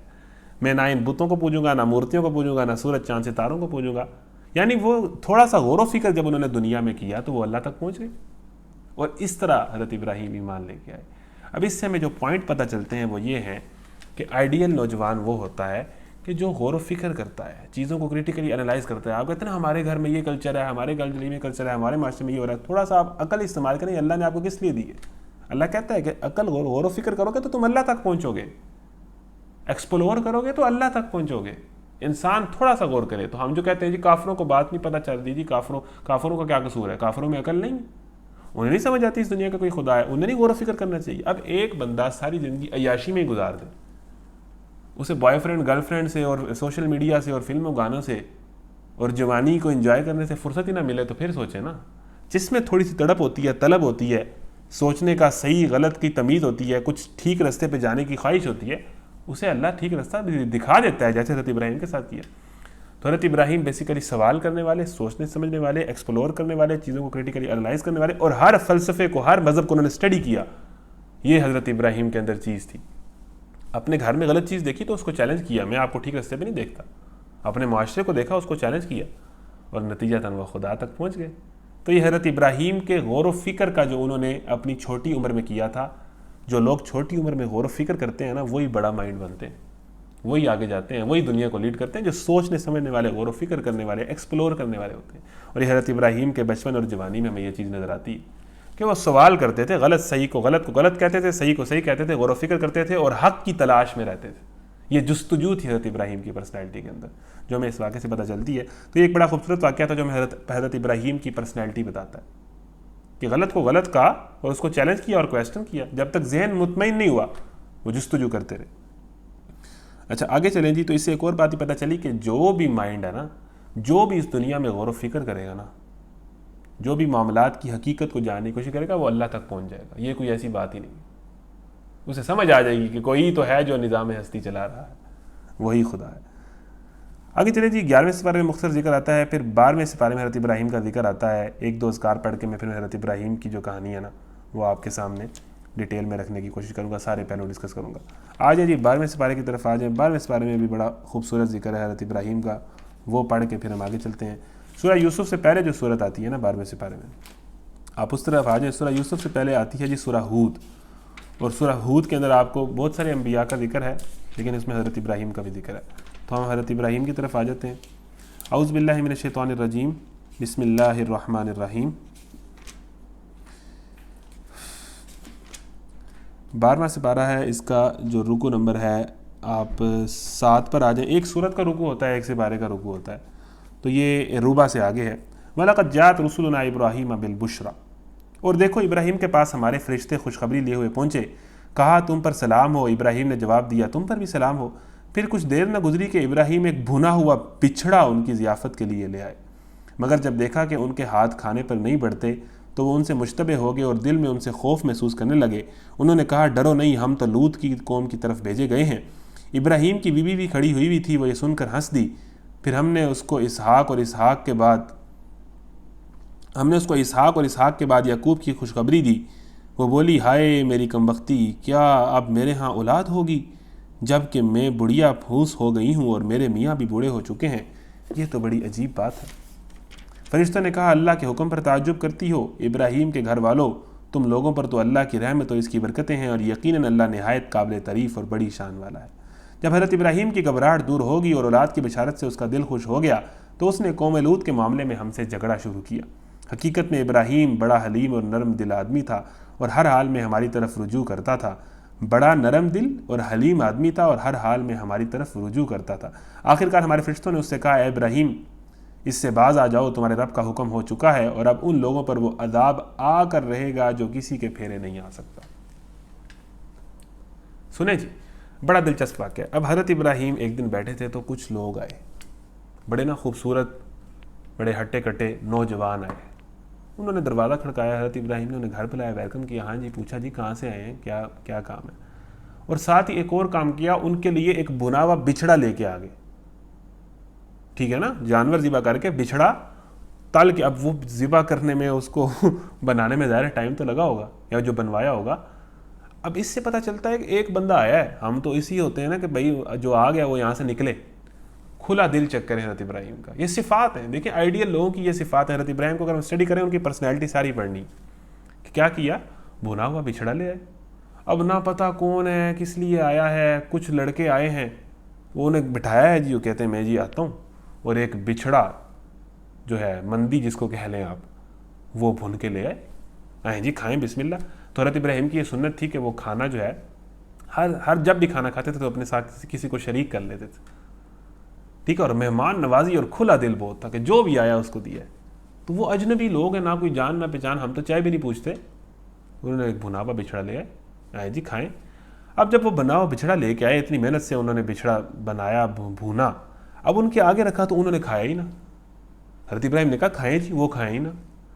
اب حضرت ابراہیم کو لگ گیا ڈر کہ یہ کہیں فرشتے تو نہیں ہیں، اب آپ کے سامنے فرشتے بیٹھے ہوں تو ظاہری بات ہے، لیکن اس کی وجہ یہ بتائی جاتی ہے کہ حضرت ابراہیم کو یہ ڈر لگ گیا کہ یہ فرشتے ہیں اور یہ شاید عذاب کے فرشتے ہیں جو آئے ہیں، تو انہیں خوف ہوا۔ اب وہ کھانا نہیں کھاتے، فرشتے تو نہ کھاتے ہیں نہ پیتے ہیں، فرشتے تو انسانوں جیسے نہیں ہیں نا، تو انہوں نے کچھ کھایا ہی نہ، تو حضرت ابراہیم کو ڈر لگ گیا۔ تو انہوں نے پتہ چلا، پھر انہوں نے بتایا کہ ہم جو ہے وہ آپ کے لیے خوشخبری لے کے آئے ہیں، اور آپ کے ساتھ جو قوم ہے نا، قوم لوط، ان کے لیے عذاب کی وعید لے کر آئے ہیں۔ اب قوم لوط میں کیا ہوتا تھا، ہم جنس پرستی تھی، مرد سے مرد کی شادی عام تھی، وہی کام جو آج ویسٹ میں لیگل ہو گیا ہے، اور اس کام پر عذاب کے لیے فرشتے آئے اللہ کی طرف سے، اور دردناک عذاب آیا اس قوم پر۔ اور آج المیہ دیکھیں کہ ہمارے میرا جسم میری مرضی والے ہیں، ان کے اندر بھی بہت سارے ایسے تھے جو سیم سیکس ریلیشنز کے جو ہے وہ قائل تھے اور اس کی سپورٹ کر رہے ہیں۔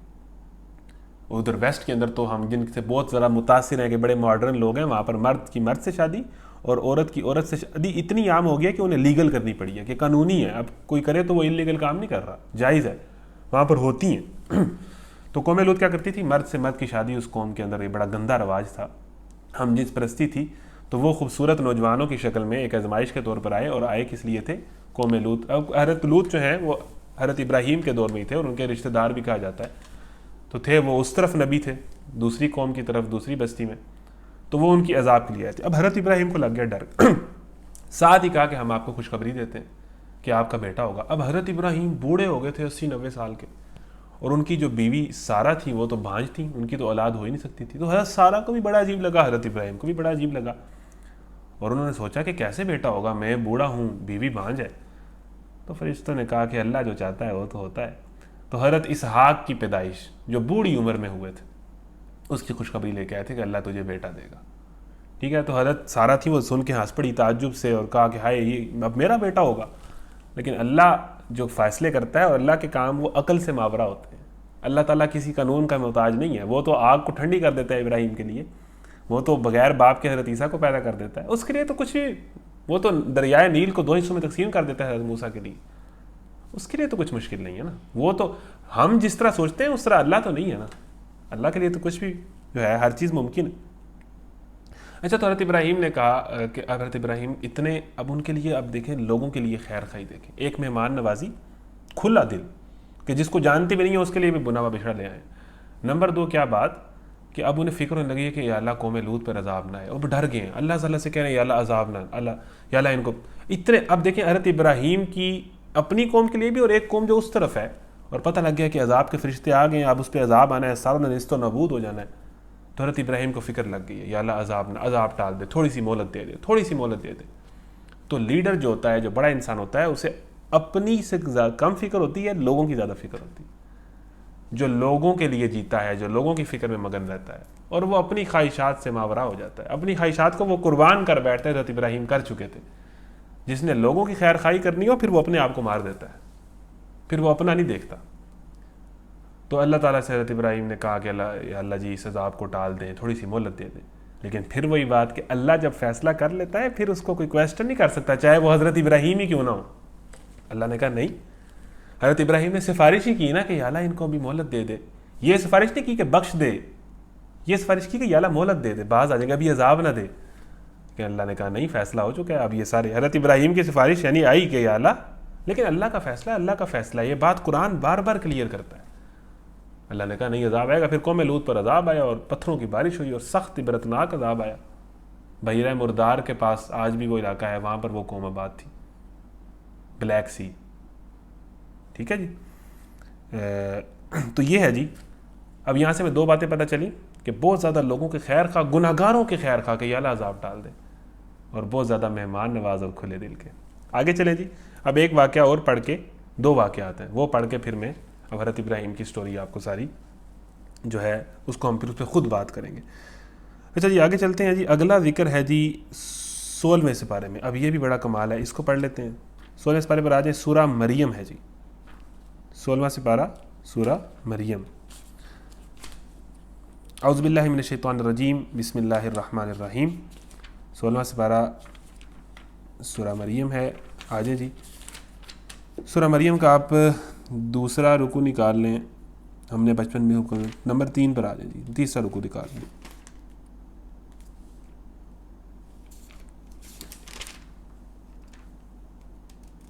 وَاذْكُرْ فِي الْكِتَابِ ابراہیم، اور اس کتاب میں ابراہیم کا قصہ بیان کرو، بے شک وہ ایک راست باز انسان اور ایک نبی تھا۔ انہیں ذرا اس موقع کی یاد دلاؤ جب کہ اس نے اپنے باپ سے کہا تھا کہ ابا جان آپ کیوں ان چیزوں کی عبادت کرتے ہیں جو نہ سنتی ہیں، نہ دیکھتی ہیں، اور نہ آپ کا کوئی کام بنا سکتی ہیں۔ ابا جان میرے پاس ایک ایسا علم آیا ہے جو آپ کے پاس نہیں آیا، آپ میرے پیچھے چلیں، میں آپ کو سیدھا راستہ بتاؤں گا۔ ابا جان آپ شیطان کی بندگی نہ کریں۔ دیکھیں ادب کر رہے ہیں، ابا جان کا ادب کریں۔ حضرت یوسف کے اندر بھی دیکھیں، یہ پورا خاندان بڑی زبردست انداز سے گفتگو کرتا تھا، بولنے کا سٹائل اس پورے خاندان کا، ابراہیم، اسحاق، یعقوب، یوسف، بڑا کمال تھا۔ تہذیب، اخلاق، بولنے کا انداز بڑا کمال تھا۔ اور یہ وہ چیزیں جو انسانوں کو بلندیوں پہ لے جاتی ہیں۔ یعنی کہ جو لیڈرز ہوتے ہیں نا، مین ان میں بات یہ ہوتی ہے کہ ان کا اخلاق بڑا اچھا ہوتا ہے، لوگوں کے ساتھ خیر خواہ اور اخلاق، بات کرنے کا انداز بڑا، بدتمیزی ان کے مزاج میں نہیں ہوتی، یہ ہوتے ہیں بڑے لوگ۔ تو ابا جان جو مشرک ہے، جو بت تراش ہے، اس سے گفتگو کا انداز دیکھیں کہ اس کتاب میں ابراہیم کا قصہ بیان کرو کہ ابا جان آپ کیوں ان چیزوں کی عبادت کرتے ہیں جو نہ سنتی ہیں، نہ دیکھتی ہیں، اور نہ آپ کو کوئی کام بنا سکتی ہیں۔ ابا جان میرے پاس ایک ایسا علم آیا ہے جو آپ کے پاس نہیں آیا، آپ میرے پیچھے چلیں، میں آپ کو سیدھا راستہ بتاؤں گا۔ ابا جان آپ شیطان کی بندگی نہ کریں، شیطان تو رحمان کا نافرمان ہے۔ ابا جان مجھے ڈر ہے کہ کہیں آپ رحمان کے عذاب میں مبتلا نہ ہو جائیں اور شیطان کے ساتھی بن کر رہیں۔ باپ نے کہا، اب ابا جان نے آگے سے جواب کیا دیا، ابراہیم کیا تو میرے معبودوں سے پھر گیا ہے؟ اگر تو باز نہ آیا تو میں تجھے سنگسار کر دوں گا، بس تو ہمیشہ کے لیے مجھ سے الگ ہو جا۔ ابراہیم نے کہا، سلام ہے آپ کو، میں اپنے رب سے دعا کروں گا کہ آپ کو معاف کر دے، میرا رب مجھ پر بڑا ہی مہربان ہے۔ میں آپ لوگوں کو بھی چھوڑتا ہوں اور ان ہستیوں کو بھی جنہیں آپ لوگ خدا کو چھوڑ کر پکارا کرتے ہیں، میں تو اپنے رب کو ہی پکاروں گا۔ امید ہے کہ میں اپنے رب کو پکار کر نامراد نہ رہوں۔ پس جب وہ ان لوگوں سے اور ان کے معبودان غیر اللہ سے جدا ہو گیا تو ہم نے اس کو اسحاق اور یعقوب جیسی اولاد دی اور ہر ایک کو نبی بنایا اور اپنی رحمت سے نوازا اور ان کو سچی ناموری عطا کی۔ اب اس میں کئی پوائنٹ ہیں۔ پہلی یہ کہ اگر ابا جان بت تراش ہے، بت تراش ہے، بت بناتے تھے وہ، یعنی کہ شرک کی پیک پر تھے وہ، تو کیا کہا حضرت ابراہیم گستاخی نہیں کر رہے، ادب سے بات کر رہے ہیں۔ اور یہ اسلام کا حسن ہے کہ والد اگر کافر بھی ہے نا، والد اگر آپ کو شرک کرنے کا بھی کہتا ہے، سورہ لقمان میں آئے گا، تو اس کے ساتھ بدتمیزی نہیں کرنی، لیکن اس کی بات نہیں ماننی۔ تو بڑے پیار سے ابا جان کو سمجھا رہے ہیں، خیر خواہی کہ ابا جان آپ غلط راستے پہ، آپ شیطان کی بندگی کر رہے ہیں، مجھے ڈر ہے آپ رحمان کی پکڑ میں آ جائیں گے۔ آگے سے ابا جان نے کیا کہا، دیکھیں نا مومن کا اخلاق کیسا ہوتا ہے اور مشرک کا اخلاق کیسا ہوتا ہے تو باپ ہی کہ اگر تو باز نہ ابراہیم باز آ جا، کہ یہ کام چھوڑ دے, یہ جو تم مولویت کے رستے پہ چڑھ گیا نا, یہی کہا جاتا ہے نا کہ یہ بچہ مولوی ہو گیا, بعد آ جا, اتنا مولوی ہونا بھی اچھا نہیں ہوتا, اتنا اللہ اللہ کرنا بھی اچھا نہیں ہوتا, یہ ہم باتیں سنتے ہیں نا. تو کیا کہا, یہ جو تو اس کام میں لگ گیا نا, بعض آ جا اور دوبارہ اسی ہمارے کلچر ہماری روایات کی طرف آ جا, نہیں تو میں باپ ہوں لیکن تجھے سنگسار کر دوں گا پتھر مار مار کے. اب ہم نے فلمیں دیکھی ہیں, آپ نے گانے سنے ہیں. اب اس میں کیا ہوتا ہے کہ بہت کوئی دکھی فلم ہو, اس میں اگر کسی لڑکے یا لڑکی کو گھر سے نکال دیا جائے, اپنے گھر سے نکال دیں, تو کیا حالت بنتی ہے. اس کے پیچھے پھر دکھی سانگ چلتے ہیں جب وہ گھر سے نکل رہا ہوتا ہے, اور دیکھنے والے فلم رو رہے ہوتے ہیں. او بھائی واقعہ یہ ہے, مووی یہ ہے, کہانی یہ ہے, ایڈونچر یہ ہے, سٹوری یہ ہے کہ ایک آئیڈیالوجی پہ اپنا گھر چھوڑنا پڑا, گھر سے نکال دیے گئے.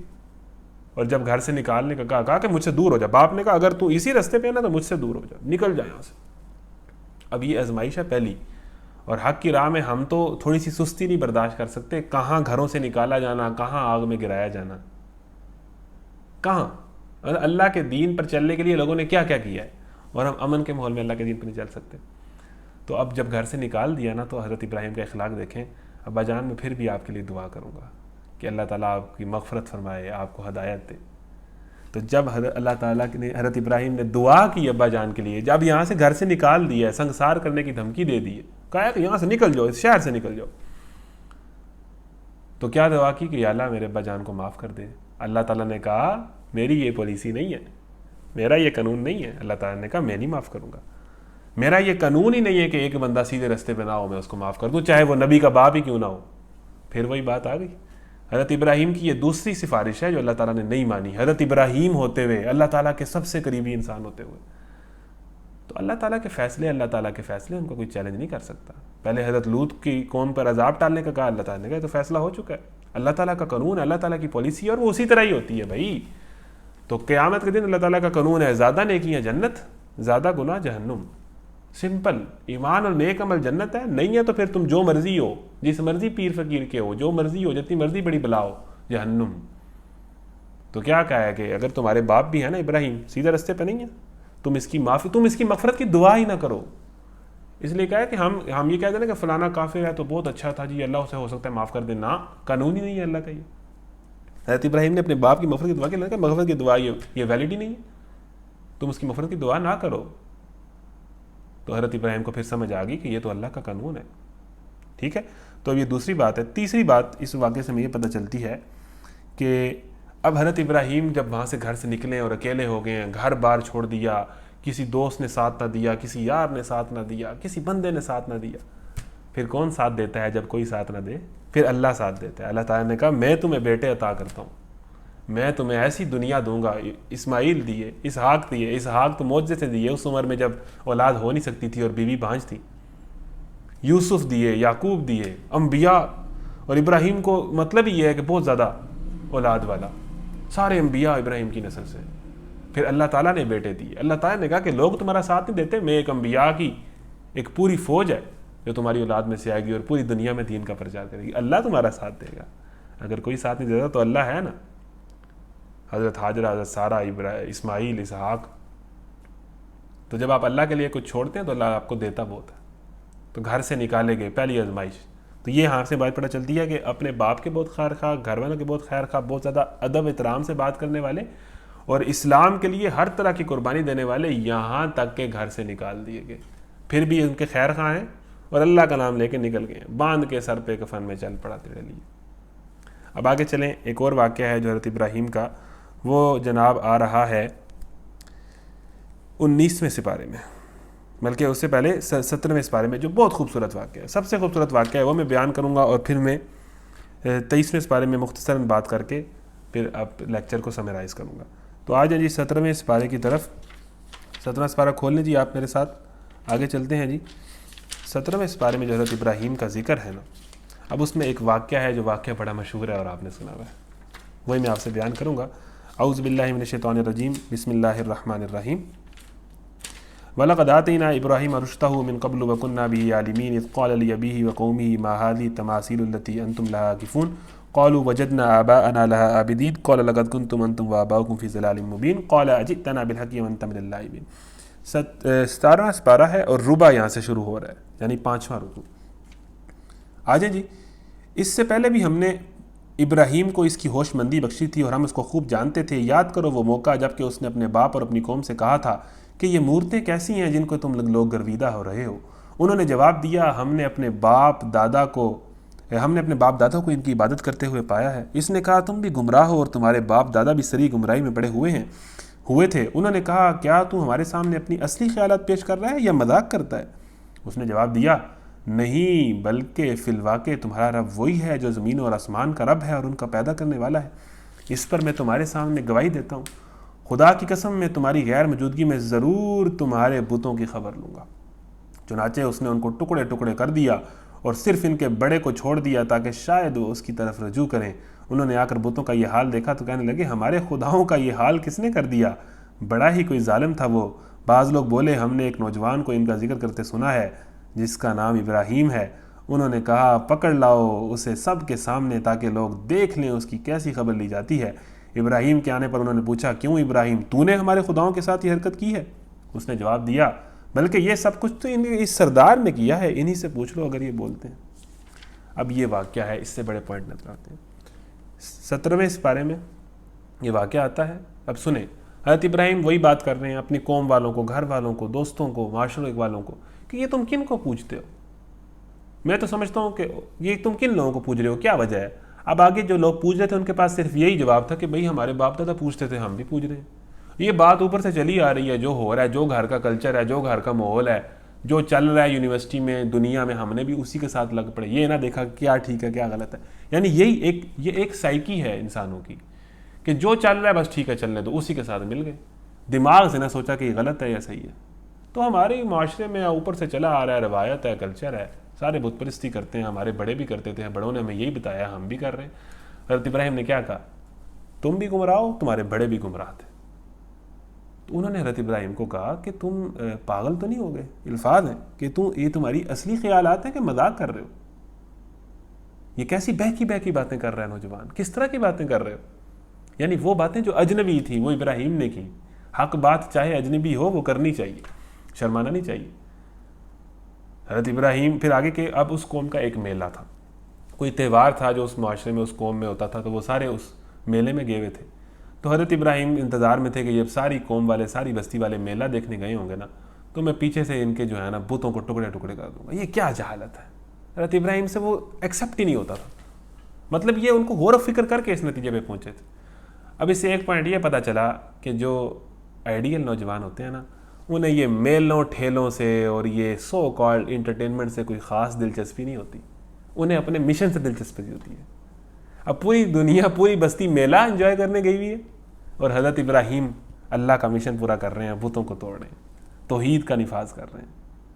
تو آئیڈیل نوجوانوں کو جنہوں نے بڑے کام کرنے ہوں وہ یہ بہت زیادہ انٹرٹینمنٹ اور میلے ٹھیلے اور ہر ٹائم جناب عیاشی اور جناب ٹائم ضائع کر رہے ہیں، کبھی ادھر گئے کبھی ادھر گئے، اس طرح کے نہیں ہوتے. وہ ایک مشن کے مطابق زندگی گزار رہے ہوتے ہیں اور ہر ٹائم اس مشن کو پورا کرنے کے چکر میں اور کوشش میں ہوتے ہیں. تو وہ جی میلہ دیکھنے گئی ہوئی قوم حضرت ابراہیم گئے، جا کے سارے بتوں کو توڑ دیا، کلاڑا پکڑا، مار مار ضربے. حضرت ابراہیم کی خاص بات یہ ہے کہ انہوں نے بتوں کو توڑا تھا، اور بتوں کو اگر توڑو گے نا تو تب بھی اللہ ملے گا.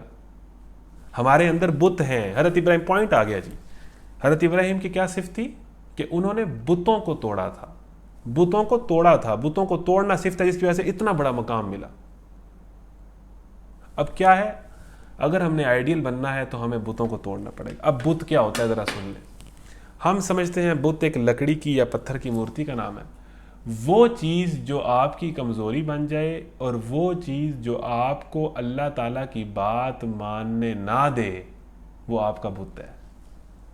آپ کے اندر گرل فرینڈ کا بت ہے جو آپ کو اللہ کی بات نہیں ماننے دیتا. آپ کے اندر سستی کا بت ہے، آپ کے اندر خواہشات کا بت ہے، آپ کے اندر عورت کا بت ہے، آپ کے اندر جو ہے وہ اللہ تعالیٰ کے دین اور احکامات پر جو ہے وہ مستقل مزاجی سے نہ چلنے کا اور ان سے بار بار پیچھے ہٹنے کا بت ہے. ہمارے اندر کئی طرح کے بت ہیں. اقبال نے کہا تھا براہیمی نظر پیدا بڑی مشکل مگر مشکل سے ہوتی ہے، ہوس چھپ چھپ کے سینوں میں بنا لیتی ہے تصویریں. ہمارے دل میں بت پیدا ہو جاتے ہیں. اگر آپ نے چاہتے ہیں نا کہ اللہ ہے، اگر ہمارے دل میں عورت کا بت ہو، خواہشات کو بت ہو، تو آپ کے خیال میں ہمارے دل میں اللہ آئے گا؟ ہمارے دل میں اللہ کی بندگی کا جذبہ آئے گا؟ جہاں آپ کہتے ہیں کہ یہاں بت بھی ہوں اور خدا بھی ہو. اگر اس دنیا کا ایک خدا ہے نا تو اس دل میں بھی ایک ہی ہونا چاہیے جس سے آپ کو محبت ہو, جس سے آپ کو عقیدت ہو, اور اس کے لیے آپ ہر طرح کی قربانی. یعنی ہمارے اندر خواہشات کے بت ہیں, اور جو بندہ بتوں کو توڑتا ہے نا آگے بڑھ کے, اسے اللہ ملتا ہے. حضرت ابراہیم کی کہانی سے ہمیں پتہ چلتا ہے. تو بتوں کو توڑنا بڑا ضروری ہے. جو آپ کے اندر بت ہیں, جس طرح کے بت ہیں, جو چیز آپ کی ایڈکشن اور کمزوری بن گئی ہے نا, وہ آپ کا بت ہے. اور آپ کو پتہ ہے بتوں کو توڑنا آسان نہیں ہوتا. ہمت چاہیے, کرج چاہیے, جذبہ چاہیے, جرت چاہیے. تو حضرت ابراہیم کی صفت تھی, انہوں نے بتوں کو توڑا تھا. اپنے دور میں جو بت تھے ان کو توڑا تھا.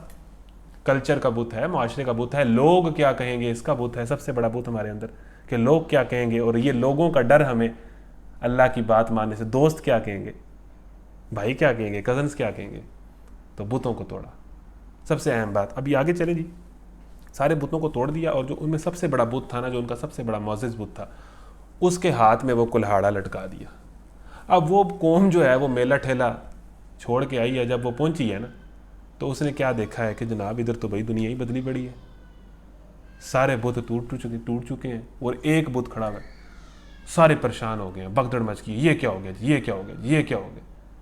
تو پتہ چلا ہے, کسی نے کہا ہے کہ ایک نوجوان ہے جس کو ہم نے اس طرح کی باتیں کرتے سنا تھا کہ یہ بت والا اور بت تراشی جو ہے یہ گمراہی ہے. یقال لہم ابراہیم, ایک نوجوان ہے. یعنی حضرت ابراہیم کس طرح مشہور تھے پوری قوم میں, سارے انہیں جانتے تھے کہ ایک نوجوان ہے جو اس طرح کی باتیں کرتا تھا. انہوں کو پکڑ کے لاؤ, اس نوجوان نے تو نہیں یہ کیا. اب اس حضرت ابراہیم کو پکڑا گیا, آپ کے بت توڑ دیے جائیں. وہ قوم جن کی پوجا کرتی تھی, جن کو خدا بنتی تھی, وہ ان کو آگے پیسیز میں دیکھا اپنے خداؤں کو, یہ خدا پڑے ہیں ہمارے. انہوں نے کہا یہ کس نے کیا ہوگا. کسی نے کہا کہ ایک نوجوان ہے جو ایسی باتیں کرتا ہے, اسی نے کیا ہوگا. کیا شان ہے اس نوجوان کی جس نے اس سوسائٹی کے بتوں اور خداؤں کو توڑ دیا. کیا ہمت ہے, کیا اکیلا, ون مین آرمی, کوئی اس کے ساتھ نہیں. یہ ہوتی ہے بندہ مومن کی جرت, جو اللہ سے عشق کرتا ہے. ہم بڑے ڈان بن رہے ہوتے ہیں نا, کبھی فلموں میں فلانے ہیرو کو لڑتے دیکھ لیا کسی لڑکی کے پیچھے, تو ہم اس کو فالو کر رہے ہوتے ہیں. اسے کہتے ہیں جرت, اسے کہتے ہیں گریج. ایک بندہ ہے ون مین آرمی, پورا معاشرہ اس کے خلاف ہے, گھر والے سپورٹ نہیں کر رہے, اور اس قوم کی سب سے پکیزہ اور سب سے معزز چیز کو جا کے ٹکڑے ٹکڑے کر دی. جرت, جرت ایمان سے پیدا ہوتی ہے. یہ جو آپ نے فلمی ہیروز ہالی ووڈ اور بالی ووڈ کے شو کے, بڑے جرت مند ہیرو ہیں, بڑے دلیر ہیں, گھس گئے, یہ کر دیا, وہ کر دیا. ایسی جرت کسی میں ہے تو دکھائیں جو حضرت ابراہیم کے اندر تھی. کیا ہیروئک ایٹیٹیوڈ تھا کہ گئے ہیں اور سارے بتوں کو توڑ دیا ہے, ون مین آرمی. جب وہ آئے ہیں تو حضرت ابراہیم کو پکڑ لیا, بلایا. اب ساری قوم اکٹھی ہے, حضرت ابراہیم کو دربار میں پیش کی کہ ہاں جی تم نے بت توڑے تھے. حضرت ابراہیم نے آگے سے کیا کیا. اب حضرت ابراہیم انجوائے کر رہے ہیں. آگے سے کیا کہا, نہیں میں نے نہیں توڑے, اس نے توڑے ہوں گے, یہ جس کے ہاتھ میں کلاڑا ہے, اس سے پوچھیں, اس نے توڑے ہوں گے. اب جب یہ بات کی نا تو انہوں نے کہا ابراہیم تمہیں پتہ نہیں ہے کہ یہ جو ہمارے بت ہیں نہ یہ کچھ بول سکتے ہیں نہ یہ کچھ کر سکتے ہیں. الفاظ ہیں قرآن کے. تو حضرت ابراہیم نے کہا کہ تف ہے تم پر, تم ان کی عبادت کرتے ہو جو نہ خود بول سکتے ہیں, نہ اپنی حفاظت کر سکتے ہیں, نہ کچھ کر سکتے. تم ان کو خدا بنا بیٹھے. وہ خدا جو اپنی حفاظت نہیں کر سکتا, وہ خدا جو اپنے آپ کو ڈیفینڈ نہیں کر سکتا, اور تم خود کہہ رہے ہو کہ یہ تو بولتے بھی نہیں ہیں, یہ کیسے ٹوٹ جائیں گے خود ہی اور اپنے آپ کو توڑ لیں گے. تو پوری قوم ایک دفعہ پریشان ہوگی. یعنی اس نوجوان نے اس ایک جملے سے پوری سوسائٹی کے منہ پہ تھپڑ مارا اور کہا کہ اب بولو. ڈرے نہیں ہیں ابھی بھی. ان کے کلچر کا, ان کی تہذیب کا, ان کی جہالت کا جو ہے وہ اپنی گفتگو سے جو ہے اس کو مطلب اس کے تیا پانچا ایک کر کے رکھ دیا. ان کے پورا سسٹم انہوں نے ایک جملے میں کلیپس کر دیا. بت پرستی کا نظام کہ اللہ کو چھوڑ کے جن کو تم خدا بنا بیٹھے ہو تو اپنے آپ کو ڈیفینڈ نہیں کر سکتے. جس کے ہاتھ میں کلاڑا ہے اس نے توڑے ہوں گے, تو خود جواب دے رہے ہو کہ یہ خود نہیں کچھ کر سکتے. یعنی یہ کہہ دیا کہ ہاں میں نہیں توڑے, اقرار کیا. جب عشق کیا تو ڈرنا کیا. ایک بہت بڑا کام کیا اور کہا کیا. اب آگے کیا ہوا, انہوں نے کہا پکڑو جی اس کو. ایک دفعہ تو ساری قوم چپ ہو گئی, اور الفاظ ہیں قرآن کے کہ انہوں نے دل میں کہا بل متعنا ہؤلاء وآباءهم افلا یرون. اچھا جی, قل انما انذرکم بالوحی ولا اسمع ثم الدعاء اذا ما ينذرون. آگے چلے جی. ہاں جی یہ آگے ہے سوری واقعہ کہ فجعلهم جذاذا الا كبيرا لهم لعلهم اليه يرجعون. اچھا قال بل فعل كبيرهم هذا فاسألوهم ان كانوا ينطقون فرجعوا الى انفسهم فقالوا انكم انتم الظالمون. پھر کیا تم اللہ کو چھوڑ کر ان چیزوں کو پوج رہے ہو جو نہ تمہیں نفع پہنچانے پہ قادر ہے نہ نقصان. تف ہے تم پر اور تمہارے ان معبودوں پر جن کو تم اللہ کی چھوڑ کر پوجا کر رہے ہو. کیا تم کچھ بھی عقل نہیں رکھتے. اب یہاں پر یہ الفاظ آئے ہیں, یہ سن کر وہ لوگ اپنے ضمیر کی طرف پلٹے اور اپنے دلوں میں کہنے لگے واقعی تم خود ہی ظالم ہو. جب حضرت ابراہیم نے یہ بات کی نا کہ انہوں نے توڑے ہو گئے, اس بڑے خدا نے انسانوں کو توڑا ہوگا, اس کے ہاتھ میں کلاڑا ہے. تو یہاں قرآن کے الفاظ ہیں کہ اس سارے لوگوں نے ایک دفعہ سوچا کہ یار بات تو بچے نے ٹھیک کی ہے, نوجوان نے بات تو ٹھیک کی ہے, عمر میں چھوٹا ہے نوجوان, بالکل ینگ ہے, اور بات تو ہمیں ٹھیک بتا گیا, ہمارے منہ پہ تو تماچا مار گیا. ایک دفعہ انہوں نے سوچا, لیکن پھر شیطان غالب آیا, اور عزت بے عزتی کا مسئلہ تھا, اور عزت بے عزتی میں پھر لوگ دلیلیں نہیں دیکھتے, اور کہا بچاؤ اپنے خداؤں کو. اب اس نے ایموشنز کو ایکسپلائٹ کیا اس وقت کے بادشاہ نے کہ یہ بندہ تمہارے خداؤں کو چیلنج کر رہا ہے, تمہارے مقدس بتوں کو تضحیق کر رہا ہے, گستاخی کر رہا ہے, گستاخی کا فتویٰ لگا دیا, بچاؤ اپنے خداؤں کو اور جلا ڈالو اس کو, عبرتناک سزا دو. بہت بڑا الاؤ لگایا گیا, اور کہا کہ ابراہیم کو اب پوری قوم کے سامنے اس آگ میں پھینکا جائے گا, اس بچے کو, اس جوان کو, اور کل کو یہ کوئی جرت نہیں کرے گا یہاں پر. ایسی عبرتناک سزا, آگ کا الاؤ لگایا گیا ہے. اور کیا ہوا, حضرت ابراہیم کو کہا اب اس آگ میں کودو, اوپر سے اتنا بڑا الاؤ لگائے گا, اوپر سے آگ میں کودے. اور جب آگ میں کودنے لگے تو اللہ تعالیٰ نے پھر اپنا رول پلے کیا. اللہ تعالیٰ امتحان کرتا ہے, آزماتا ہے, جرت دیکھتا ہے, کرج دیکھتا ہے, ہمت دیکھتا ہے, کانفیڈنس دیکھتا ہے, اور پھر آ جاتا ہے. حضرت یوسف کے معاملے میں یہی ہوا, اصحاب کہف کے معاملے میں یہی ہوا, آزمایا اور اس کے بعد اللہ پہ ہر چیز اللہ پہ. موسیٰ کے معاملے میں یہی ہوا. اب دیکھیں کیا ہوا کہ جب پھینکا تو قُلْنَا يَا نَارُ كُونِي بَرْدًا وَسَلَامًا عَلَىٰ إِبْرَاهِيمَ وَأَرَادُوا بِهِ كَيْدًا فَجَعَلْنَاهُمُ الْأَخْسَرِينَ. جب وہ آگ میں کودنے لگے تو ہم نے کہا اے آگ ٹھنڈی ہو جا, میرے ابراہیم کو تم جلا نہیں سکتی. اب اللہ تعالیٰ عشق کا رپلائی عشق سے کر رہا ہے. حضرت صحابہ کہف کے لیے کیا کیا تھا, اے سورج ان پہ دھوپ نہیں پھینکنی, اے کتے ان کی حفاظت کرنی ہے. یہاں پر کیا اے آگ تو نے میرے ابراہیم کو نہیں جلانا. جس بندے کے اندر اللہ کا عشق ہو اس کو تو آگ جلا ہی نہیں سکتی نا. یہی فلسفہ جہنم کا بھی ہے کہ آپ کے اندر اللہ کا عشق ہے, اس باڈی کو تو جہنم کی آگ نہیں جلائے گی, تو آگ ٹھنڈی ہوگی, کیونکہ آگ بھی اللہ کی ہے, دنیا بھی اللہ کے ہے, دنیا کے سارے ایلیمنٹس بھی اللہ کے ہیں. اب اس آگ میں پھینکے اور آگ نے اس کو نہ جلایا. اب حضرت ابراہیم ان ساروں کے سامنے آگ میں سے آرام سے سکون سے نکل رہے ہیں. اب ہم موویز کی باتیں کرتے ہیں نا, اب آپ سین چیک کریں, کیسا ہیروئک سین ہے کہ ایک نوجوان کو پھینکا گیا ہے اوپر سے آگ میں, اور نوجوان نے پوری ہمت کے ساتھ کرج کے ساتھ چھلانگ لگا دی آگ میں. اب اس آگ کے اندر سے وہ نوجوان آرام سکون سے ساروں کو دیکھتا ہوا آرام سکون سے نکل گئے, آگ میں سے ہو گئے. اب ان ساروں کی شکلیں دیکھنے والی ہوں گی, بڑے مزے لے رہے ہوں گے, ہاں جی اب گرنے لگا جی, اب ساروں کے سامنے جلنے لگا جی, آیا ہے اس گستاخ کا علاج ہونے لگا. چھلانگ ماری ہے, اٹھے ہیں آرام سکون سے, جا رہے ہیں ساروں کے سامنے. کتنا بڑا تماچا پڑا ہوگا. اور اچھا مزے کی بات یہ ہے کہ اس معجزے کو بھی دیکھ کے ایک بندہ ایمان نہیں لایا. حضرت ابراہیم وہاں سے اکیلے نکلے. یعنی جب بندہ ایڈکٹ ہو جائے اور جب بندہ اسی رستے پہ چلنا چاہے تو اسے کوئی معجزہ بھی چینج نہیں کر سکتا. کوئی بھی ایمان نہیں لایا, اور حضرت ابراہیم کو اس آگ سے اللہ نے بچا لیا. اور آگے جس الفاظ کے نا وَالسَّلَامُ عَلَىٰ ابراہیم, سلوٹ ہے ابراہیم کو, اللہ کا, اللہ کی طرف سے سلام ہے. اس بندے نے کیا کمال کر دیا ہے. تو جو بندہ بتوں کو توڑتا ہے نا, اسی کو توحید ملتی ہے, اسی کو اللہ ملتا ہے, اسی کو اللہ کی مدد ملتی ہے. اپنے اندر یہ جو مورتیاں ہیں نا خواہشات کی, ٹھیک ہے نا, جن کو آپ قربان نہیں کر سکتے اللہ کے حکم کے لیے, ان کو ذرا کلاڑا پکڑیں اور توڑ دیں. درد ہوگی لیکن توڑ دیں. اب یہاں سے پتہ چلتا ہے کہ حضرت ابراہیم کی صفت تھی, انہوں نے بتوں کو توڑا تھا. اور بتوں کو توڑیں گے اپنے معاشرے کے رواج کے, کلچر کے, خواہشات کے, عورت کا بت, ٹھیک ہے نا, اپنی کمزوریوں کے بت جو ہیں وہ توڑیں گے نا, ان کے پرخچے اڑائیں گے نا, پھر آپ کو اللہ ملے گا. پھر آپ کو توحید سمجھ آئے گی کہ توحید کیا ہوتی ہے. یہ ایک ایسی توحید ہے کہ اللہ کی بھی مانو اور خواہشات جو دل چاہے وہ بھی کرتے رہو. توحید کا نقطہ ہی یہ ہے کہ عشق دی پہلی منزل لا, کہ کوئی اور خدا نہیں ہے, کوئی اور بڑا نہیں ہے سوائے اللہ کے. دنیا میں کوئی چیز اس بات کی لائق نہیں ہے کہ اس کی بات مانی جائے, اللہ اس بات کا لائق ہے. کوئی دوست اس لائق نہیں ہے کہ اللہ کو چھوڑ کے اس کی بات مانی جائے. کوئی معاشرہ, کوئی کلچر, کوئی سسٹم اس لائق نہیں ہے کہ اللہ کا حکم چھوڑ کے اس کی پیروی کی جائے. تو یہ ہمیں بات چلتی ہے ابراہیم کے واقعے سے. آخری واقعہ, اور پھر میں ابراہیم کی سٹوری میں سے مختلف پوائنٹس نکالوں گا, اور وہ آخری واقعہ آتا ہے جی آپ کا 23ویں سپارے میں. بہت ہی کمال واقعہ. اس واقعے کو پڑھ کے پھر آخری 10 سے 15 منٹ میں حضرت ابراہیم کے اوپر ہم ایک اوورال روشنی ڈالیں گے. 23ویں سپارے پر آ جائیں جی. 10ویں سپارے میں بڑا خوبصورتی سے ذکر آتا ہے حضرت ابراہیم کا. پہلے آتی ہے سورہ یاسین, اور اس کے بعد آتی ہے سورہ صافات, اور سورہ صافات میں آپ کو حضرت ابراہیم کا ذکر ملے گا. جی پڑھتے ہیں جی, پیچھے آ جائیں, تھوڑا سا ایک رکوع پہلے وبارکنا علیہ وعلی اسحاق وَلَقَدْ نَادَانَا نُوحٌ فَلَنِعْمَ الْمُجِيبُونَ وَنَجَّيْنَاهُ وَأَهْلَهُ مِنَ الْكَرْبِ الْعَظِيمِ وَجَعَلْنَا ذُرِّيَّتَهُمُ الْبَاقِينَ۔ یہاں سے آگے رکوع نمبر ہے، ٹھیک ہے جی، یہ آپ کا رکوع نمبر آ گیا ہے جی، 7واں ہے اور غالباً سورت کا تیسرا ہے، سورہ صافات۔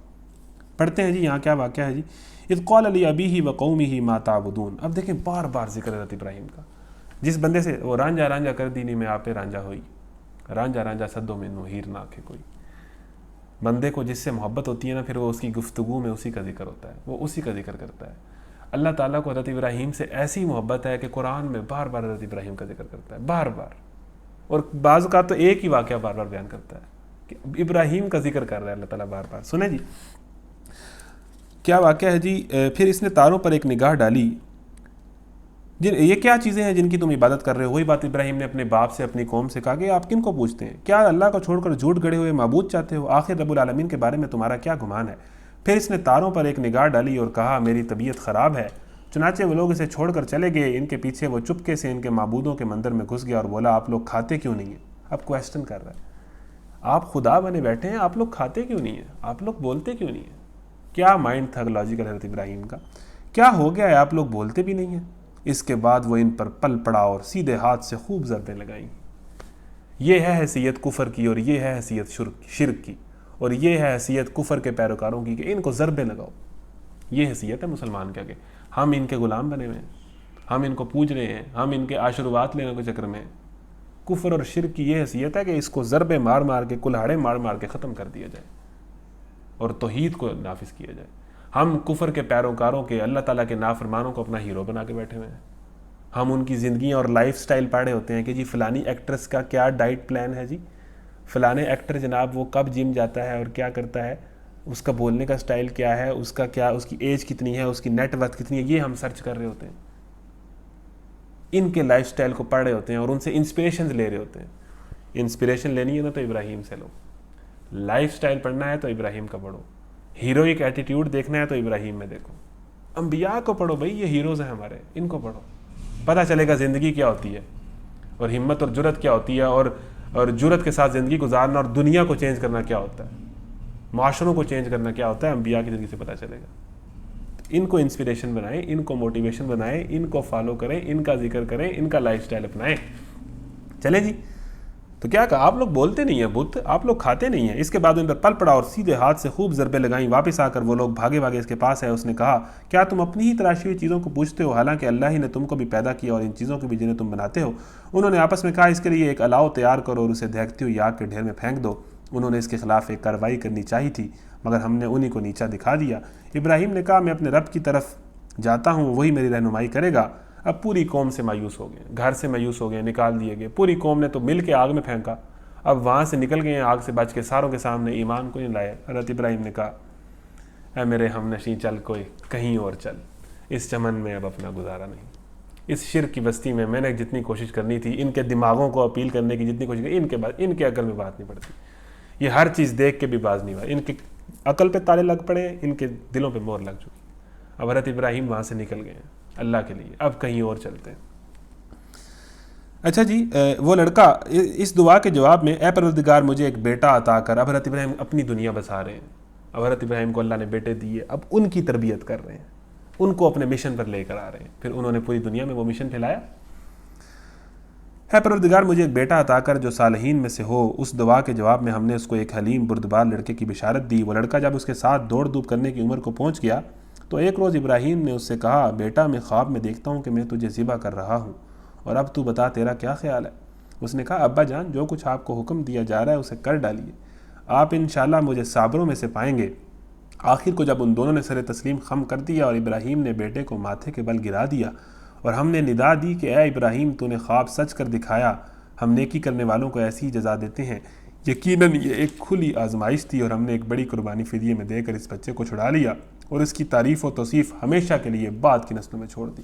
قربانی ہر سال ہمیں ابراہیم اور اسماعیل کی یاد دلاتی ہے۔ اتنا ذکر بلند ہو گیا، سلام ہے ابراہیم پر، ایک دفعہ پھر اللہ تعالیٰ نے سلام کیا ہے، اللہ سلام کر رہا ہے، ایسے بندے پر سلام ہے۔ ہم نیکی کرنے والوں کو ایسے ہی جزا دیتے ہیں، یقیناً وہ ہمارے مومن بندوں میں سے تھا اور ہم نے اس کو اسحاق کی بشارت دی ایک نبی صالحین میں سے, اور اسحاق کو برکت دی. اچھا جی, اس واقعے میں کیا ہوا؟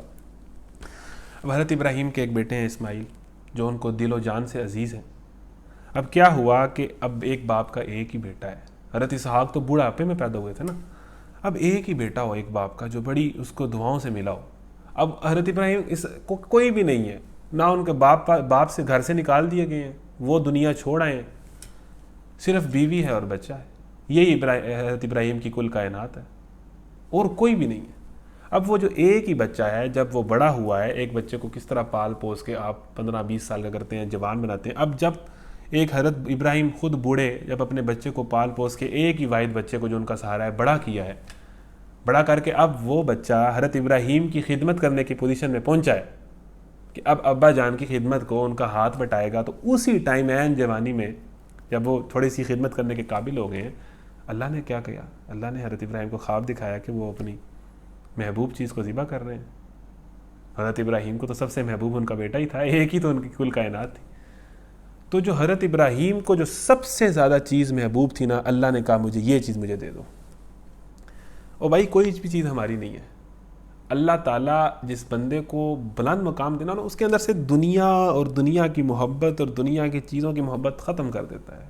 فنش, سارے صنم مسمار کر, بس ایک خدا سے پیار کر, رکھ کر نبی کو سامنے آرائش کردار کر.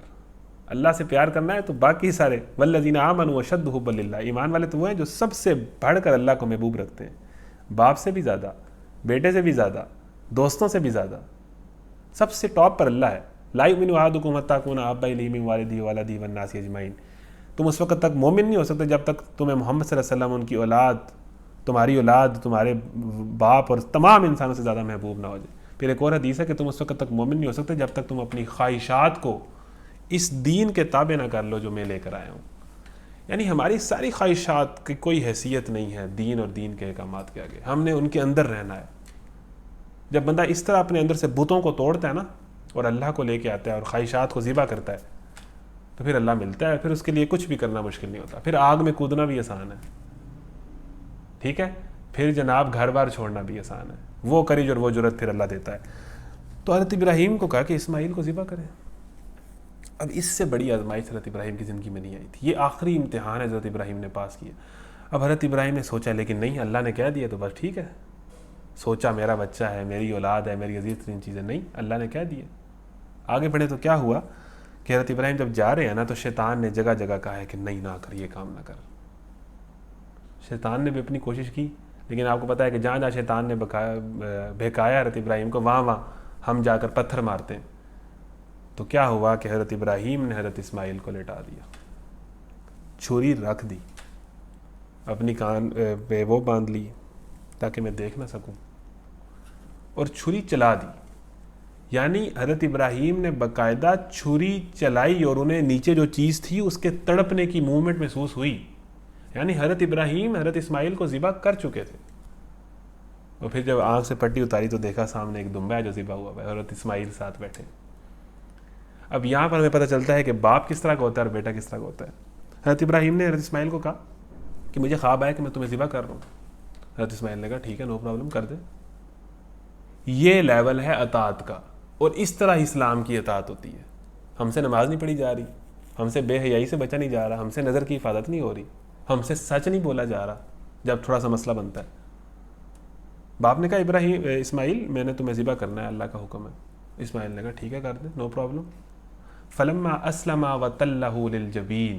اور اسی چیز کو اللہ نے اسلام کہا ہے کہ اسلام یہ ہے, اسلام کی ڈیفینیشن یہاں لکھا ہے کہ جب باپ اور بیٹا دونوں اسلام لے آئے. یعنی اسلام کیا ہے کہ بڑی سے بڑی خواہش کو اللہ کے لیے قربان کر دینا. اسلام کیا ہے کہ مشکل سے مشکل حکم کو اس لیے عمل کرنا کہ اللہ نے کہا ہے. یہ ہے اسلام. تو یہاں پر اسلام کی ڈیفینیشن یہ ہے کہ جب باپ اور بیٹا اسلام لے آئے. کون سا اسلام لے آئے؟ باپ بیٹے کو ذبح کرنے کے لیے تیار ہو گیا, بیٹا ذبح ہونے کے لیے تیار ہو گیا, اور آنکھ میں پٹی باندھ کے چھری چلا دی تھی. تو جب اس امتحان میں پاس ہونے, اللہ تعالیٰ نے کہا سلوٹ ہے, سلام ہے ابراہیم تمہیں. اللہ تعالیٰ تو امتحان لیتا ہے. اب پوائنٹ کیا ہے کہ اللہ تعالیٰ کے لیے اسلام یہ ہے, اور آئیڈیل نوجوان وہ ہے, اور کامیابی کا راز یہ ہے کہ اپنی کریٹر کے لیے اپنی بڑی سے بڑی خواہش کو بھی قربان کر دو. ہم تو چھوٹی خواہش نہیں قربان کر سکتے, یعنی ایک محبوب ترین چیز کیا ہو سکتی ہے؟ اولاد چلو فوت ہوگی اور بات ہے، خود اپنی اولاد کے گردن پہ رکھ کے چھری چلانی ہے، چھوٹا بچہ کر گزرے۔ تو قربانی جو ہے ہمیں یہ بات ہر سال یاد دلاتی ہے کہ اللہ تعالیٰ کے لیے آپ نے اپنی خواہشات کو قربان کرنا ہے، نفس کی جو بھی خواہش ہے قربان کر دیں، چھری چلا دیں، اپنی میں کے اوپر چھری چلائیں، ذرا اپنی خواہشات کے اوپر چھری چلائیں، اپنے نفس کے اوپر چھری چلائیں، جو چیز آپ کی ایڈکشن بن گئی ہے، کمزوری بن گئی ہے، جس کے بغیر آپ کا گزارا نہیں ہوتا، چلا دیں چھری۔ یہ حضرت ابراہیم کی صفت ہے، چھری چلا دی اور بتوں کو توڑ دیا۔ جو بت تھے اللہ کے راستے میں ان کو کلہاڑے مار دیے، جو خواہشات تھیں ان پہ چھری چلا دی، پھر یہ مقام اور مرتبے ملتے ہیں۔ یہ بڑے کرم کے فیصلے، یہ بڑے نصیب کی بات ہے۔ ابھی حضرت ابراہیم کی زندگی کے کچھ واقعات ہیں، اور ایک اور واقعہ بیان کرتا ہوں اور پھر ہم حضرت ابراہیم کی پرسنالٹی کو پڑھتے ہیں کہ ایک اور کام ہوا۔ ایک دفعہ اسماعیل سے ایک اور بھی آزمائش ہوئی۔ حضرت ابراہیم کو اللہ نے کہا کہ اپنی بیوی کو، حضرت حاجرہ کو اور حضرت اسماعیل کو وہ دور عرب میں ویرانے میں چھوڑو، آ جاؤ اللہ کا نام لے کے، اللہ حفاظت کرے گا۔ حضرت ابراہیم گئے، اب ماں پوچھ رہی ہے، بچہ پوچھ رہا ہے، ماں کہ بھی کیوں ہمیں چھوڑ کے جا رہے ہیں؟ حضرت ابراہیم نے کہا اللہ کا حکم ہے۔ اچھا بیوی دیکھیں، کہا اللہ کا حکم ہے، پھر ٹھیک ہے۔ بچہ دیکھیں اللہ کا حکم ہے، ٹھیک ہے ذبح کر دیں۔ بیوی دیکھیں اللہ کا حکم ہے، ٹھیک ہے۔ اس سے راہ میں کوئی بھی نہیں ہے نا، ایک جنگل میں آپ ہیں اکیلے، کوئی بھی نہیں ہے نا، آپ کے پانی کا بندوبست ہے، کھانے کا بندوبست ہے، آپ اکیلے ہیں، اور آپ کا جو واحد سہارا ہے آپ کا شوہر وہ چلا گیا، وہ اسے اللہ کا حکم ہے کہ چھوڑ۔ کس طرح سے آزمایا اللہ نے؟ حضرت ابراہیم ایک ویرانے میں دور عرب میں جا کے حاجرہ اور اسماعیل کو چھوڑ دیا، اور اللہ نے کہا چلے جاؤ۔ چلے گئے، کچھ پتہ نہیں ہے کیا بنے گا میری بیوی کا، میرے بچے کا۔ پھر وہ واقعہ کہ حضرت ابراہیم اسماعیل کو پیاس لگی، روئے، چیخے اتنا کہ ٹانگیں مارنے لگ پڑے۔ حضرت حاجرہ کبھی ادھر بھاگتی ہیں، کبھی ادھر بھاگتی ہیں، پکارتی ہیں، دیکھتی ہیں کہیں سے کچھ مل جائے، مدد مل جائے، پانی مل جائے، میں اپنے بچے کو پانی پلا دوں۔ 7 چکر لگائے انہوں نے، حضرت حاجرہ نے بھاگ کے، کبھی صفا کی طرف، مروہ کی طرف، وہاں جا کے دیکھتی تھی، پکارتی تھی کہیں سے کوئی مدد ملے، اور ادھر آتی تھی تو بچہ تڑپ رہا ہوتا تھا پیاس سے۔ پھر وہاں سے پانی نکلا، اور پھر پوری دنیا نے پانی پیا اور پی رہی ہے اور پیتی رہے گی۔ کیا شان ہے حضرت اسماعیل کی، جو ایڑیوں سے پانی نکلی ہے وہ پوری دنیا پیے گی۔ یعنی صبر کے بعد جو رزلٹ آتا ہے پھر وہ نہ ختم ہونے والا ہوتا ہے۔ تو حضرت ابراہیم کی زندگی جو ہم نے پڑھی ہے، اب یہ سارے واقعات سے ہمیں جو کچھ باتیں پتہ چلتی ہیں۔ نمبر 1، آئیڈیل نوجوان کیا ہوتا ہے، لیڈر کیا ہوتا ہے، اللہ کو محبوب کیا ہوتا ہے۔ نمبر 1 اس میں کیا ہوتی ہے کہ وہ سوچتا ہے، ایکسپلور کرتا ہے، لاجیکل کریٹیکلی انالائز کرتا ہے، کویسچن کرتا ہے، اور اس کے نتیجے میں انسان حق تک پہنچتا ہے۔ نمبر 2 وہ ڈیبیٹ کرتا ہے، ڈائلاگ کرتا ہے، جو نمرود سے کیا، ٹھیک ہے نا، اور کانفیڈنٹ ہوتا ہے، کسی سے بھی، اپنے ابا جان سے بھی کیا اور سب سے بڑے بادشاہ سے بھی کیا۔ اور نمبر 3 حاضر جواب ہوتا ہے۔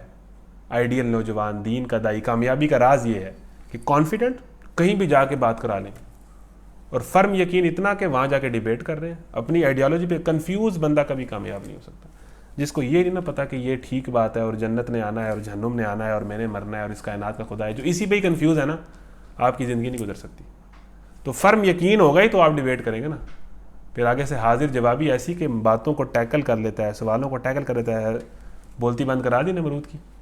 آگے چلیں، کامیاب نوجوان وہ ہوتا ہے، وہ باپ ہوتا ہے جو رستہ اپنے لیے پسند کیا ہے وہی اپنی اولاد کے لیے پسند کیا۔ اگر اپنے لیے بھی دین پسند کیا ہے تو اسے سب سے زیادہ فکر اپنی اولاد کے دین کی ہے۔ آگے چلے جی، کامیاب نوجوان وہ ہوتا ہے جو اللہ تعالیٰ کے حکم کے لیے کسی بھی قربانی سے دریغ نہ کرے۔ گھر چھوڑا، باپ کو چھوڑا، قوم کو چھوڑا، خیر خائی کی، ادب کے دائرے میں رہے، سب کو سمجھایا، جھنجھوڑا، لیکن نہیں مانے تو چھوڑ دی ہر چیز، پھر اپنی دنیا بسائی۔ پھر ایک ہی سارا حضرت ابراہیم پہ کئی دفعہ کیفیت آئی ہے کہ صرف ابراہیم ہے اور اللہ ہے اور کوئی بھی نہیں۔ پھر کامیاب وہ نوجوان وہ ہوتا ہے جو جس ویژن اور جو آئیڈیالوجی جس کو وہ ٹھیک سمجھے پھر اس کے لیے لڑے بھی، اس کے لیے چیلنج بھی کرے، ٹھیک ہے نا، کویسچن بھی کرے، اور ساری بتوں کو جا کے ہتھوڑے مار کے توڑ دیا۔ یعنی کامیابی اگر پانی ہے تو اپنی میں مار دو، اپنے اندر کی خواہشات مار دو، اور اپنے آپ کو اللہ کے آگے بچھا دو، بھائی جو اللہ کہتا ہے کرنا ہے۔ جب آپ یہ اپنی پوزیشن میں ڈالیں گے نا، پھر پردہ کرنا مشکل نہیں ہوگا، پھر 5 وقت کی نماز پڑھنا مشکل نہیں ہوگا، پھر جھوٹ سے بچنا مشکل نہیں ہوگا، پھر گندی فلموں سے بچنا مشکل نہیں ہوگا، پھر بے حیائی سے بچنا۔ جب بندہ اپنے آپ کو دے بیٹھے نا کسی کو، اسلام کا نام ہے سبمیشن کا، کہ آپ اپنے آپ کو سبمٹ کر دیں، سبمیشن کہ بس میں آپ کا ہوں، آپ کی میرے اوپر حکومت ہے، آپ جو کہیں گے میں کروں گا۔ اس لیول پہ آپ پہنچ جانا تو کوئی اب پھر یہ سوال ہی نہیں رہتا کہ یہ حلال ہے یہ حرام ہے، پھر کوئی چیز مشکل ہی نہیں رہتی، پھر وہی کام کرنے میں مزہ آتا ہے اور جو گناہ ہے وہ کام کرنے مشکل ہو جاتے ہیں۔ حضرت ابراہیم کے واقعے سے ہمیں پتہ چلتا ہے کہ وہ مہمان نواز تھے، دل کھلا تھا، جس طرح فرشتوں کو انہیں سرو کیا، ایک دو بچھڑا لے آئے۔ پھر ہمیں پتہ چلتا ہے کہ حضرت ابراہیم نے پتوں کو توڑا اور حضرت ابراہیم نے اپنی خواہشات پر چھری چلائی، کہ کامیاب نوجوان وہ ہے جو سب سے ٹاپ پریارٹی پہ اللہ کو رکھتا ہے اور اللہ کے احکامات کو رکھتا ہے۔ دنیا کی جتنی محبتیں ہونی چاہیے، جتنی خواہشات ہیں ہونی چاہیے، لیکن اللہ کا حکم آ گیا، اللہ کا قانون آ گیا، اللہ کی بات آ گئی ہے، ہر چیز کو سائڈ پہ کر دی ہے، وہ باپ ہی کیوں نہ ہو، وہ بیٹا ہی کیوں نہ ہو۔ پھر کامیاب نوجوان وہ ہوتا ہے کہ جو آگ میں بھی کود جاتا ہے، کوئی مسئلہ ہی نہیں، جو اپنے بیٹے کے اوپر چھری بھی چلا دیتا ہے، بڑے سے بڑا کام کرنے سے گریز نہیں کرتا۔ یہ ہے سکسیس کا راز، کہ جس مشن اور جس آپ آئیڈیالوجی کو لے کے چلیں، اس کے بعد پھر وہی ہے سب کچھ، پھر اس کے لیے کچھ بھی ہو سکتا ہے، کسی حد تک بھی جایا جا سکتا ہے۔ بے خطر کود پڑا آتش نمرود میں عشق، عقل ہے محو تماشائے لب بام ابھی۔ تو حضرت ابراہیم کی زندگی سے یہ پتہ ہے۔ پھر آپ اللہ کا رول دیکھیں، جب ایک بندے کا اللہ کے لیے ساری دنیا اس کو چھوڑ جانا، پھر اس کا اللہ ہوتا ہے۔ آگ میں کس نے بچایا؟ اللہ نے۔ پھر ساری آگ اس کی ہو جاتی ہے، پھر دنیا کے ایلیمنٹس اس کے ہو جاتے ہیں، دنیا اس کی ہو جاتی ہے، صحرا اس کے ہو جاتے ہیں، پھر سب کچھ اس کا ہو جاتا ہے۔ پھر اس کی دعائیں قبول ہوتی ہیں۔ دعا کی، ایک نبی کو مبعوث فرمایا، اس بستی کو رزق دے، ساری دعائیں قبول نہیں، خانہ کعبہ بنایا۔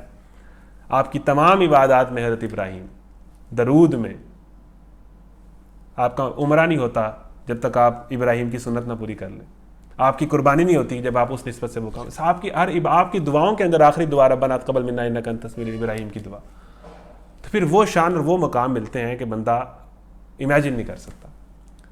تو آخری بات یہ ہے کہ اللہ پھر آپ کا ہو جاتا ہے جب آپ اللہ کے ہو جاتے ہیں۔ پھر یہ جو اسباب کی دنیا نا، یہ بات رہتی نہیں ہے۔ پھر ایسے طریقے سے اللہ آپ کا ساتھی بنتا ہے۔ اصحاب کہف کو دیکھیں، موسیٰ کی زندگی کو دیکھیں، اللہ کے نبی کریم صلی اللہ علیہ وسلم کی زندگی کو دیکھیں، حضرت ابراہیم کی زندگی کو دیکھیں، اور اسماعیل سے ہمیں پتہ چلتا ہے کہ بیٹا کیسے ہوتا ہے، کہ باپ کی اطاعت اور اللہ کے حکم میں کچھ بھی۔ آگے چلیں، آخری بات، آخری شعر سے، کہ ہمارے لیے اب کیا سبق ہے۔ پھر آگ ہے، اولاد ابراہیم ہے، نمرود ہے، شاید کسی کو پھر کسی کا امتحان مقصود ہے۔ اب کیا ہے، شاعر کہتا ہے کہ پھر آگ لگی ہوئی ہے، بے حیائی کی آگ ہے، فتنوں کی آگ ہے، بد اخلاقی کی آگ ہے۔ یعنی جو ابراہیم کے دور میں دور تھا نا، وہی دور ہے۔ ایک اور بات، ابراہیم بہت خیر خواہ تھے، حضرت لوط کی بھی فکر تھی، لیکن اللہ تعالیٰ نے سفارش جو اللہ کے فیصلے کے خلاف تھی نہیں مانی۔ تو یہ بات بھی پتہ چلی کہ بندہ اللہ کے حکم پہ چلے گا ہی تو اپنے آپ کو بچا سکے گا، کوئی دوسرا اسے نہیں بچا سکتا۔ اللہ کا قانون اللہ کا قانون۔ حضرت ابراہیم اپنے باپ کو نہیں بچا سکے، قوم لوط کو نہیں بچا سکے، کیونکہ اللہ کا جو فیصلہ ہے، قانون ہے، وہ اسی طرح ہی ہونا ہے۔ تو پھر آ گیا، اولاد ابراہیم ہے، نمرود ہے، پھر ابراہیم کی اولاد ہی ہے نا۔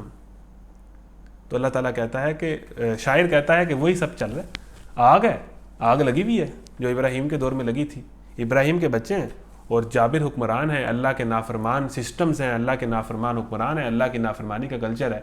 پھر آگ ہے، اولاد ابراہیم ہے، نمرود ہے، شاید کسی کو پھر کسی کا امتحان مقصود ہے۔ شاعر کہتا ہے کہ پھر وہی دور آ گیا ہے، یہ دور اپنے براہیم کی تلاش میں ہے، صنم کدا ہے جہاں لا الہ الا اللہ۔ علامہ اقبال کہتے ہیں کہ اب اس دور کو پھر کسی ابراہیم کی ضرورت ہے، کہ اس بتوں کے معاشرے میں، اللہ کی نافرمانی کے معاشرے میں جو کھڑا ہو کے کہ لا الہ الا اللہ، کوئی خدا نہیں ہے اللہ کے سوا۔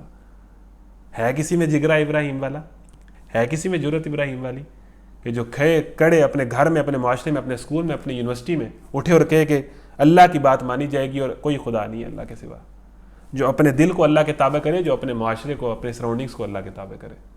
ہے کوئی؟ صنم کدا ہے جہاں لا الہ الا اللہ، پھر کسی ابراہیم کی تلاش ہے، اور پھر اولاد ابراہیم ہے، پھر بے حیائی، برائی اور بد اخلاقی کی آگ لگ چکی ہے، اور سارے اس میں کود رہے ہیں، اور اللہ تعالیٰ کہہ رہا ہے کہ اللہ تعالیٰ کو پھر ابراہیم کی اولاد کا امتحان مقصود ہے، کہ کون اس امتحان میں پاس ہوتا ہے، کون ابراہیم بنتا ہے اور اس بے حیائی اور برائی کی آگ سے اپنے آپ کو بچاتا ہے، اور ہمت اور جرت کے ساتھ جو ہے وہ ان بتوں کا مقابلہ کرتا ہے۔ تو یہ تھی حضرت ابراہیم کی زندگی، اور یہ تھی حضرت ابراہیم کا مقام، اور یہ تھی ان کی صفات جو ہم نے پڑھی۔ اللہ تعالیٰ سے دعا ہے کہ ہمیں ابراہیم کے اس پہ عمل کرنے کی توفیق عطا فرمائے۔ وآخر دعوانا ان الحمدللہ رب العالمین۔ تو آپ اس چینل کو سبسکرائب کریں، بیل آئیکن کلک کریں، تاکہ آپ مزید ہمارے لیکچر سے بھی جو ہے وہ اویئر رہیں، آپ تک نوٹیفیکیشن پہنچ جائے، اور جو ہے کل جو اگلا ہمارا لیکچر ہوگا وہ حضرت موسیٰ کی لائف پر ہوگا، ان کی زندگی کے پہلو ہوں گے، تو آپ اس میں بھی شریک ہوں۔ اللہ تعالیٰ سے دعا ہے کہ جو ہم نے باتیں پڑھی ہیں ان پر عمل کرنے کی توفیق عطا فرمائے۔ السلام علیکم ورحمۃ اللہ وبرکاتہ۔